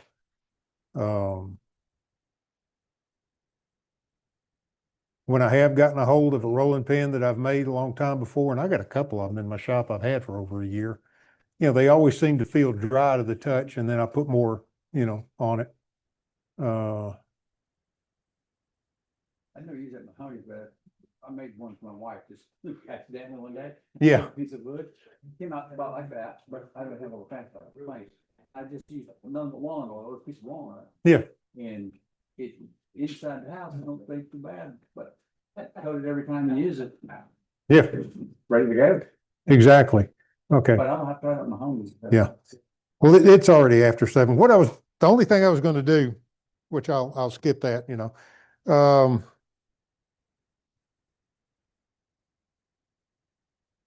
I told you about these, and y'all seen the you know, oil candle things that I have. I just got a set of the you know, little rubber expansion chucks, And, the cutoff, from that rosewood pin, is going to become a, lamp holder, and it just, inch and a half hole, roughly an inch and a quarter, inch and a half deep, and put it on the chuck and turn it to shape, That's all. I was kind of disappointed in the rosewood because you lost the difference. I mean, when you put the walnut oil on it, it all blended together. Here you can see the black and brown, dark brown Yeah, you'd have to. graining. Or, yeah. Yeah, I know. Like Yeah. walnut. Yeah. Does the same Oh, thing. when you put walnut oil on that thing right there, it turned beautiful. So, so questions or This is pretty neat idea. This is pretty neat idea right here, folks. so many years ago, I don't remember, but I've seen. they're handy. Little grandma things, but not big ones. Yeah, yeah. Robert Frank sells them like a kid of like Santa's big Santa drums, like the drum plate, the bigger. They sell it about. And you know, I got some of the box. Oh, no. This was a set. I just don't remember where it's probably one of the woodworking pages, probably like Klingspor or Craft Supply, one of those others. I'd go check those two places. All right. Any more questions? Yeah, I never planned with the rubber expansion piece. Thank you, Denny. You're welcome. Does this mean I never have to do this again? Now you're gonna have to make something using the rolling pin and bring it next month for us to eat. No, no, no, no, no. I give it to somebody and they can make something. Okay, let's do this over.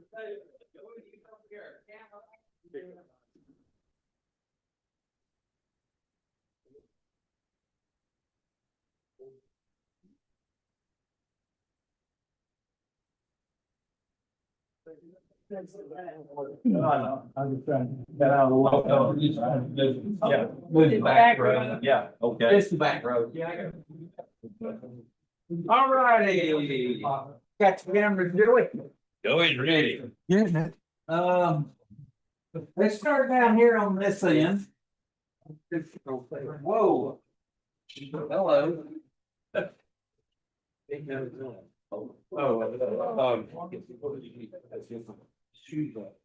You definitely wouldn't have any chatter burning anything with that one. No, this doesn't chatter. My brother is a, I don't know, a master C, I don't know. He's been doing it a long time. He's very good. And he turns like these very large pieces of, he works industrial lathes and CNC machines, and he said, send me a picture of a bowl gouge. So I just took a picture offline, and Thompson Tools, and just sent him a picture. And then after that, a couple weeks later, I saw him and he gave me these. And he didn't, it's like 1 inch stock but for his first try though, I thought they were pretty amazing. So 4140 steel, and it's sharpened on both ends, so you can put around. Oh, that's cool. And anyway, I just wanted to show these are pretty amazing. I use this sometimes like on really large pieces on the outside mainly. But we're debating whether to call it the Terminator or Boss Hog. I like Boss Hog. But he may be another one that fits in this handle, but it's 3/4 inch. It's lighter down, but I don't have it yet though. But anyway, I just wanted to show this. That's cool. All right, of course, we all got to see the Roman pin. Denny, good job on that.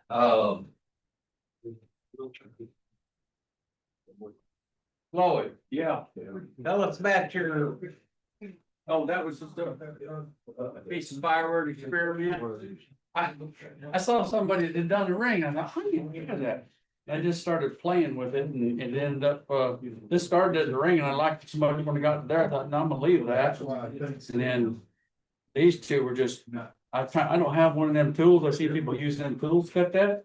I did mine with a skew. Oh, hey, we got a ski man. No. Can do this. It caught several times, and I just, you know, they got the Renaissance Festival in Florence coming up, my son said, yeah, you make a few of them challenge things.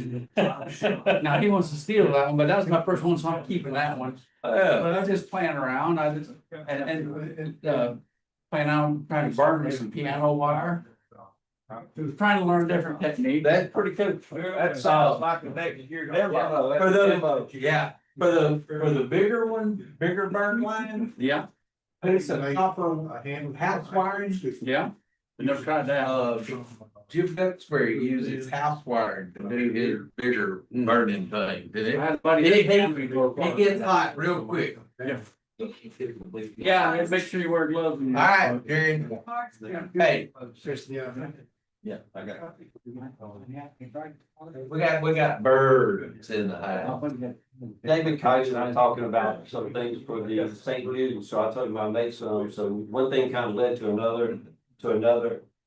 And these are just scrap pieces of wood, they really are, you know, and I made this, this little jig, I made a 2 inch, inch and a half, an inch and a quarter, depending on what size scrap piece of wood you got, just drill the hole in the forstner bit, screw it on there, put it on the lathe, turn it to any shape you want. Get a scrap piece of wood for the, top. I powered it, I did these, I actually powered them, had enough of them, and then I was talking to Jack, and he goes, it'd be neat if you had some eggs. Then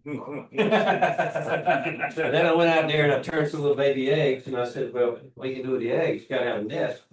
So I must have left it at home, but I saved all these little lids out of any kind of bottle container.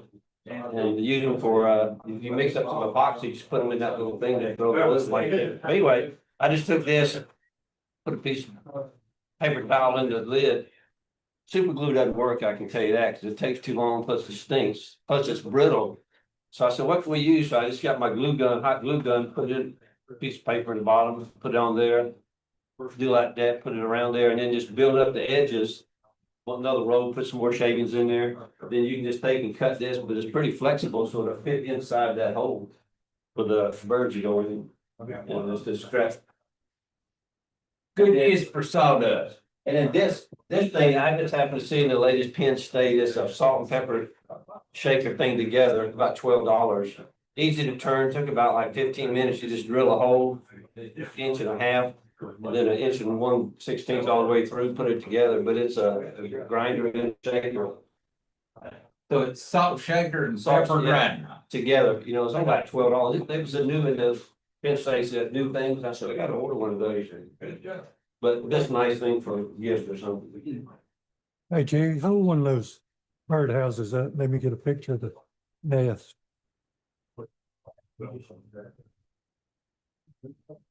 Oh, if anybody's interested, if Gary, we talked about it, if somebody wants to do a hands-on, you're welcome to come over to the shop and we can make some of these. It takes about an hour to turn, just rough turn one of these things, unless you put all that bling on the top. Did you get it?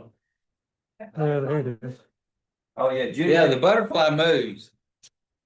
About 80, got 80 butterflies, so about $9 from Amazon. The birds are less than $1 a piece. The birds don't eat the butterflies?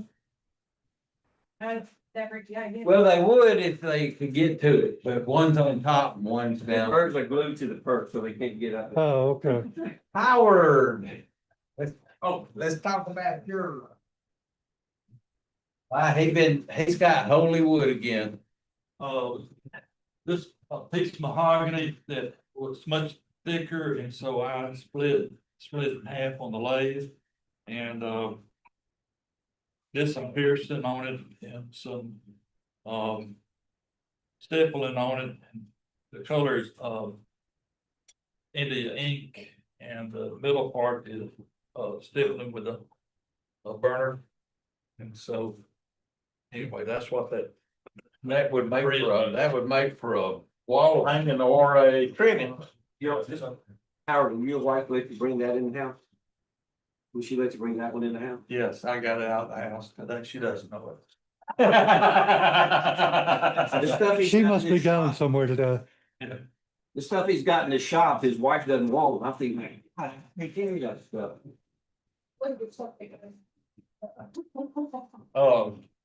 This is the base, and I guess it's to hold air. Because it can do a pretty good job of it, and you gotta get it pretty thin and consistent. The biggest problem after you pierce it, is you have all these fibers sticking out around this.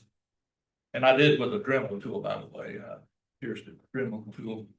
And so what I had to do is roll up sandpaper and put in there and sand all these, that I think like 200. Well, I counted these at one time, I think over 200 of these. But anyway, you wouldn't think it would be over 200, but it's kind of surprising. That many. A man with nothing better to do.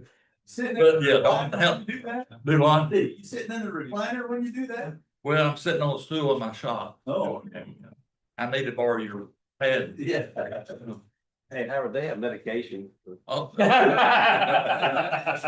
But anyway, this is Bradford pear, and I try to dye it blue.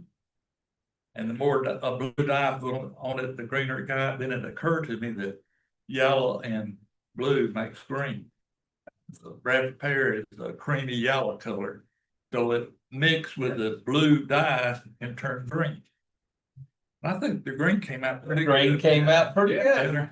Almost like a metallic color to it. But anyway, I sprayed it with clear enamel and How do you think of this stuff?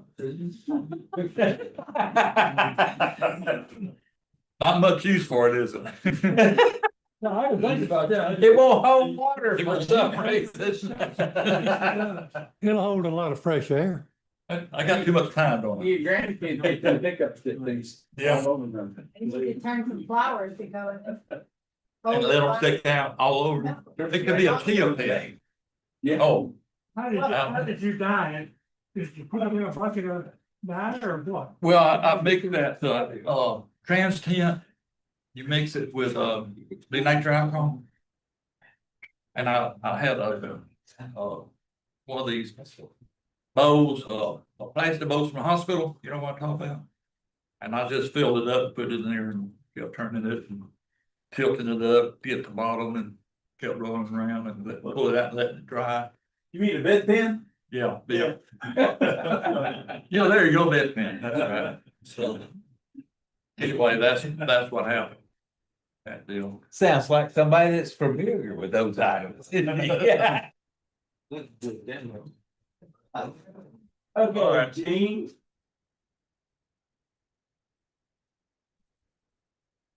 We did a demo for Easy Wood Tools in Woodcraft in Birmingham last Saturday, and this was a piece of wood that they gave me. It's Gary Oak.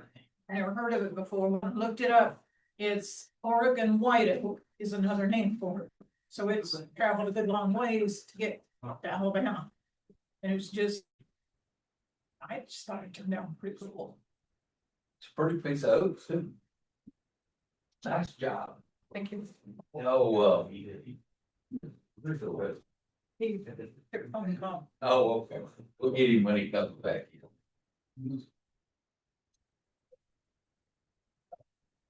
John.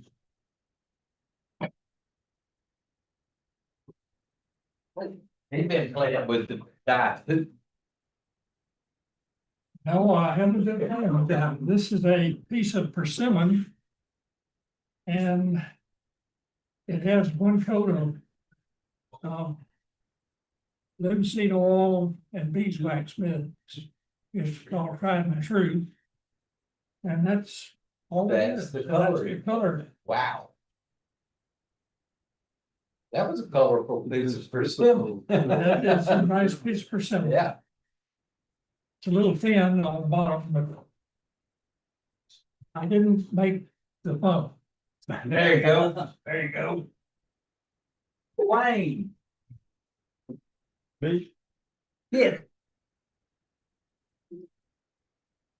Either last month or the month before, I made one of those pedestal bin tops that Michael Anderson came by and showed us how to do. And he had one that was a set, or it was a mushroom and then had little tiny mushrooms around it. And I thought I'd try to make something that was kind of useful. So this one is a pedestal top. It's a jewelry box. And the pedestal top and the top is the handle that you take the top off the jewelry box. Spins reasonably well, and so I just like to make them spin. I'm just kind of a simple kind of guy. But I like to make things that are useful. So there it is, made out of some pecan. And, y'all didn't see Michael Anderson's demo. It's a press fit in there. You turn the ball just slightly bigger than the socket and press them together and they stay together. Oh, Good job. Oh, yeah, and then I take my laser that I used to not like my brother nearly as much, and I laser things on it on every piece I make now.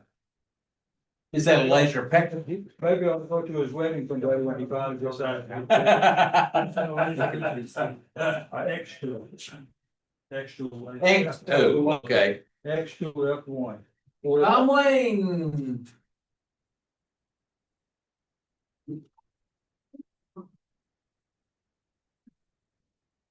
Well, unlike Howard, I let the bugs do the piercing.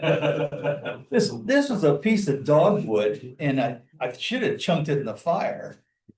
But I started turning it and it was like a cloud of dust. And so I hardened it and I just thought it was kind of cool with the way the bugs went to town on the thing.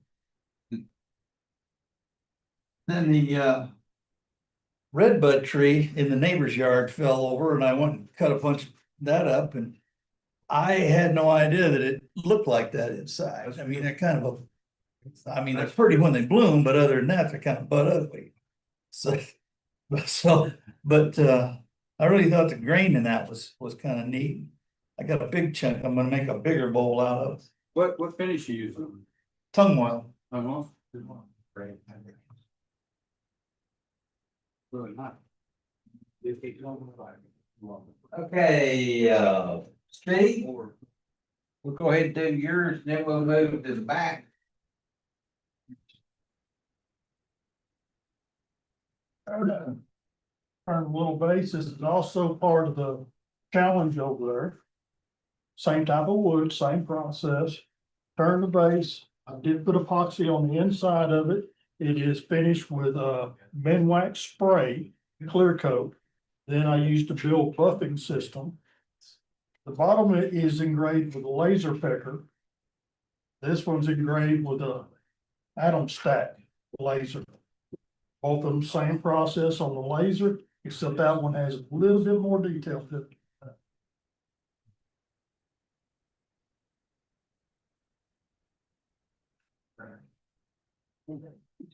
Talk to you after the meeting about those using laser.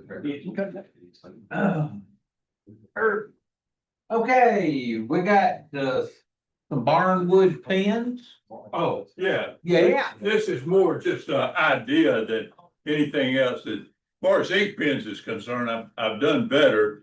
But the picture you see is Pine Torch Church in the Bankhead Forest. And we have a family history that goes back, near as I can tell, about 150 years. And I was over there and the tree right behind that church right there, there's a limb down. And I took off up with it real quick and got about 4 pins out of it. Of all the gifts I've turned, the pins that I've gave away from that was one of the most appreciated things I've ever turned. So when you're out, you kind of think about something like that. You can use your wood turning to make some neat family memories. Federal agents did get you for getting the wood off the. I said I got that and got on out of there. Do you know what kind of wood it was? No, I don't. I was slightly in a hurry. Is that like picking up a piece of wood in a state park or a national park? Yeah. Yeah, okay, It would, about the same. it would be relative. You got him on video, no less. Okay, David. So that is a piece of coyote wood. I bought from Rockler a while back. The design of that, I think I saw it in maybe an AEW edition, but they called it a Viking bowl. And I think most Viking bowls are typified by more like straight line with the lip on it. I like curves, so I put a little bit of a curve on it. It's kind of fun. And then the other ones there, I was experimenting, with just different designs, and that one you've got picked up right there, that's stabilized black palm. But what I haven't heard anybody call this or anything, but I just started calling it a finial box. And the idea behind it was that you could put, no, not that one, that one's more of a Richard Rappin kind of a style. I was fixing to say that's. Yeah.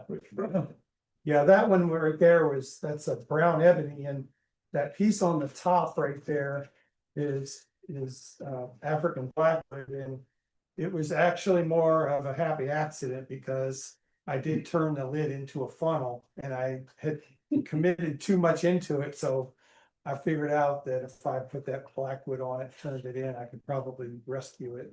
Good save. So that's what that That's is. gorgeous looking.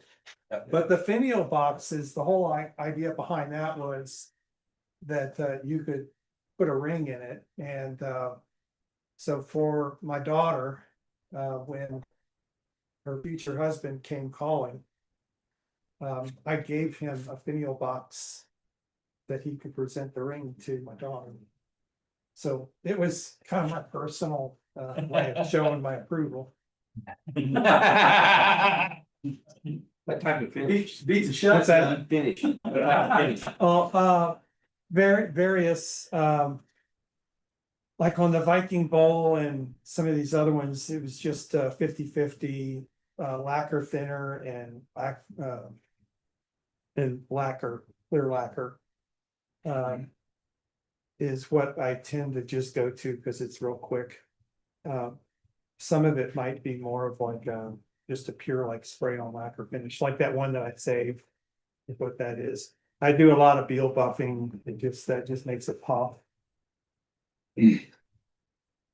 Sounds as if there was no shotgun necessary at that wedding. No. Okay, Jack Cat. No. Well, to start out with, on this piece that you was talking about. Now, you know what you call that instead of a save? What do you call A design change. it? It was a design change. Yeah. Yeah. Oh, yeah. And it always comes at the worst time, right? When it's like, oh, one more thing, right? Always, I need that, just little touch right there, Yep. little more cut right there, that's when it happens. What Jerry was talking about on the eggs, a friend of mine that lives up the road has a big acorn tree. It's an acorn tree, but it produces acorns. The oak tree produces acorns. Well, an acorn. An acorn tree? Okay. It's an acorn, you get acorns off of it, you don't get chickens and. You get pecans off. You don't get, yeah, you get. Walnuts off of walnut tree. See, okay. So we supposed, new one for everybody, we get acorns off an acorn tree. Yeah. But anyway, this is one of the acorn caps off of the acorn. That's how big they are. Well, I took and made a little bird nest and turned some little bird eggs and put in there and put a little bluebird on there and fixed the base and gave it back to him.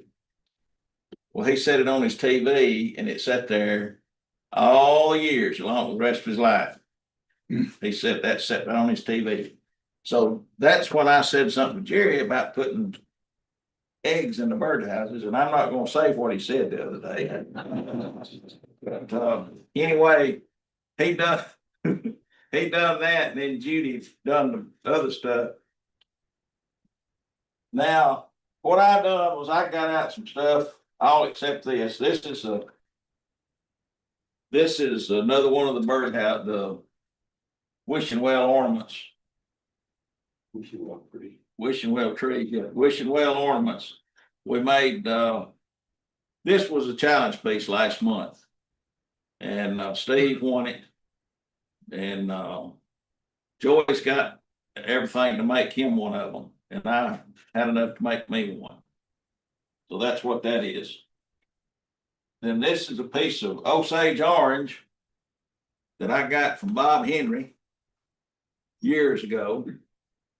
And I made a bowl out of it. This is a piece of Valero walnut that I got from the guy that's had a stroke over in Georgia. Okay. Well, I said his name earlier. Yeah, Mark Slade come to, I believe it was Jess Walters. Yeah. And he had a bunch of pieces of walnut that he had got from some company that, they make gun stocks. And he had a bunch of that, and that's a piece of that walnut. Now, I ordered some maple burl, big leaf maple burl, several years ago from that big something woods, not Big Monk. It was that. What's the guy that used to have all the burls at the Century Tree. Mike Smith. I can't remember. Yeah. I don't know, but I ordered something. You could order a box full of stuff, and they'd pick it out and put it in it. Craft supply. No, Oh, no, that was that northern something woods. And you'd order a whole box of stuff and they'd send you a bunch of burls. but I got the burl, and anyway, Jeff and Staten was in this. There's in the geared up pouring stuff. So I carried them some burl. And they poured this for me. Jeff's mother has done all this. She's artistic. I'm talking about big time. She's done some pretty stuff. But she has all this little miniature stuff. What do they call that? That was the little people and the little animals. I know. Oh. It's It's little bitty tiny stuff.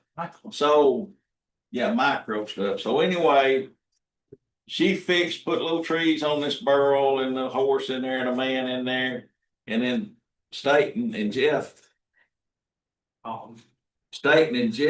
poured it. And they made this. I didn't have anything to do about this. Hold it still. No, I did not touch it. Hold it still. I did not touch it. Can you zoom in on the Jeff and State. Jeff Hicks and Staten Tate made this for me. They put the little. How many? People. Jeff's mother put the trees and the man and the horse and all of that in there. Then Staten and Jeff poured the acrylic into the burl, and then they turned the ball. So that's their doings. I don't have a clue. But I thought that some of the new turners would maybe like to see something like that. So that's what that is. That was all right at the start of Jack's injury. This all started right about that. Okay. Hey, Jack was turning some of that stuff. This is when all that, me getting a mouthful of acrylic popped me in the chops. Red dye, No, ain't no red dye in it. Now, if y'all want to turn around and look at the TV, you'll see what people look like when they're turning this stuff. That's funny. And then, was that Gene? No, that was the boss's wife, wasn't it? Easywood Tools. Yeah, Easywood Tools guy. And while she was turning, I gave her a ration. But he was turning a piece of acrylic. That's what you look like. When you get, and your shop looks the same way, folks. It's easier to clean up than sawdust. Yeah, it's easier to clean up than sawdust, but you can't use it for chicken food. And Tommy went and got a new he found when he was getting the speakers and all, he found the jumper wire where you can plug it up. iPhone. Dick better catch it. He's gonna throw it to you. Okay, I think that got it all. John? And folks, if y'all hadn't gotten a real good look at this piece of acrylic and Earl, come look at the scene inside. All right, we got the What's your name? Eternal Challenge piece. We got some really pretty eternal.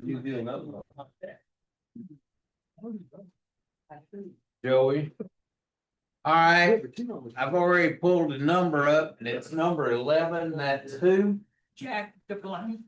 Jack? Where's Jack? It ain't me. Jack DeBlanc. He's already gone, or is he outside? Nobody's outside. Okay. Okay, yeah, big president win. We'll do another one. But I got my fingers. well, it moved a whole lot. Who's number 10? Donald Trust. Okay, Donald, they came together. Donald and They left. yep. How about 6? Judy. Beauty. Beauty.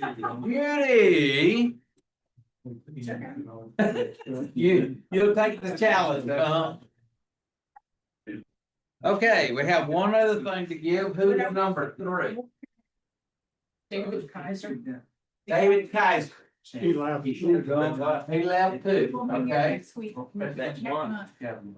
Well, I'm turn it, I'll get it. Some gloves, we'll get some gloves.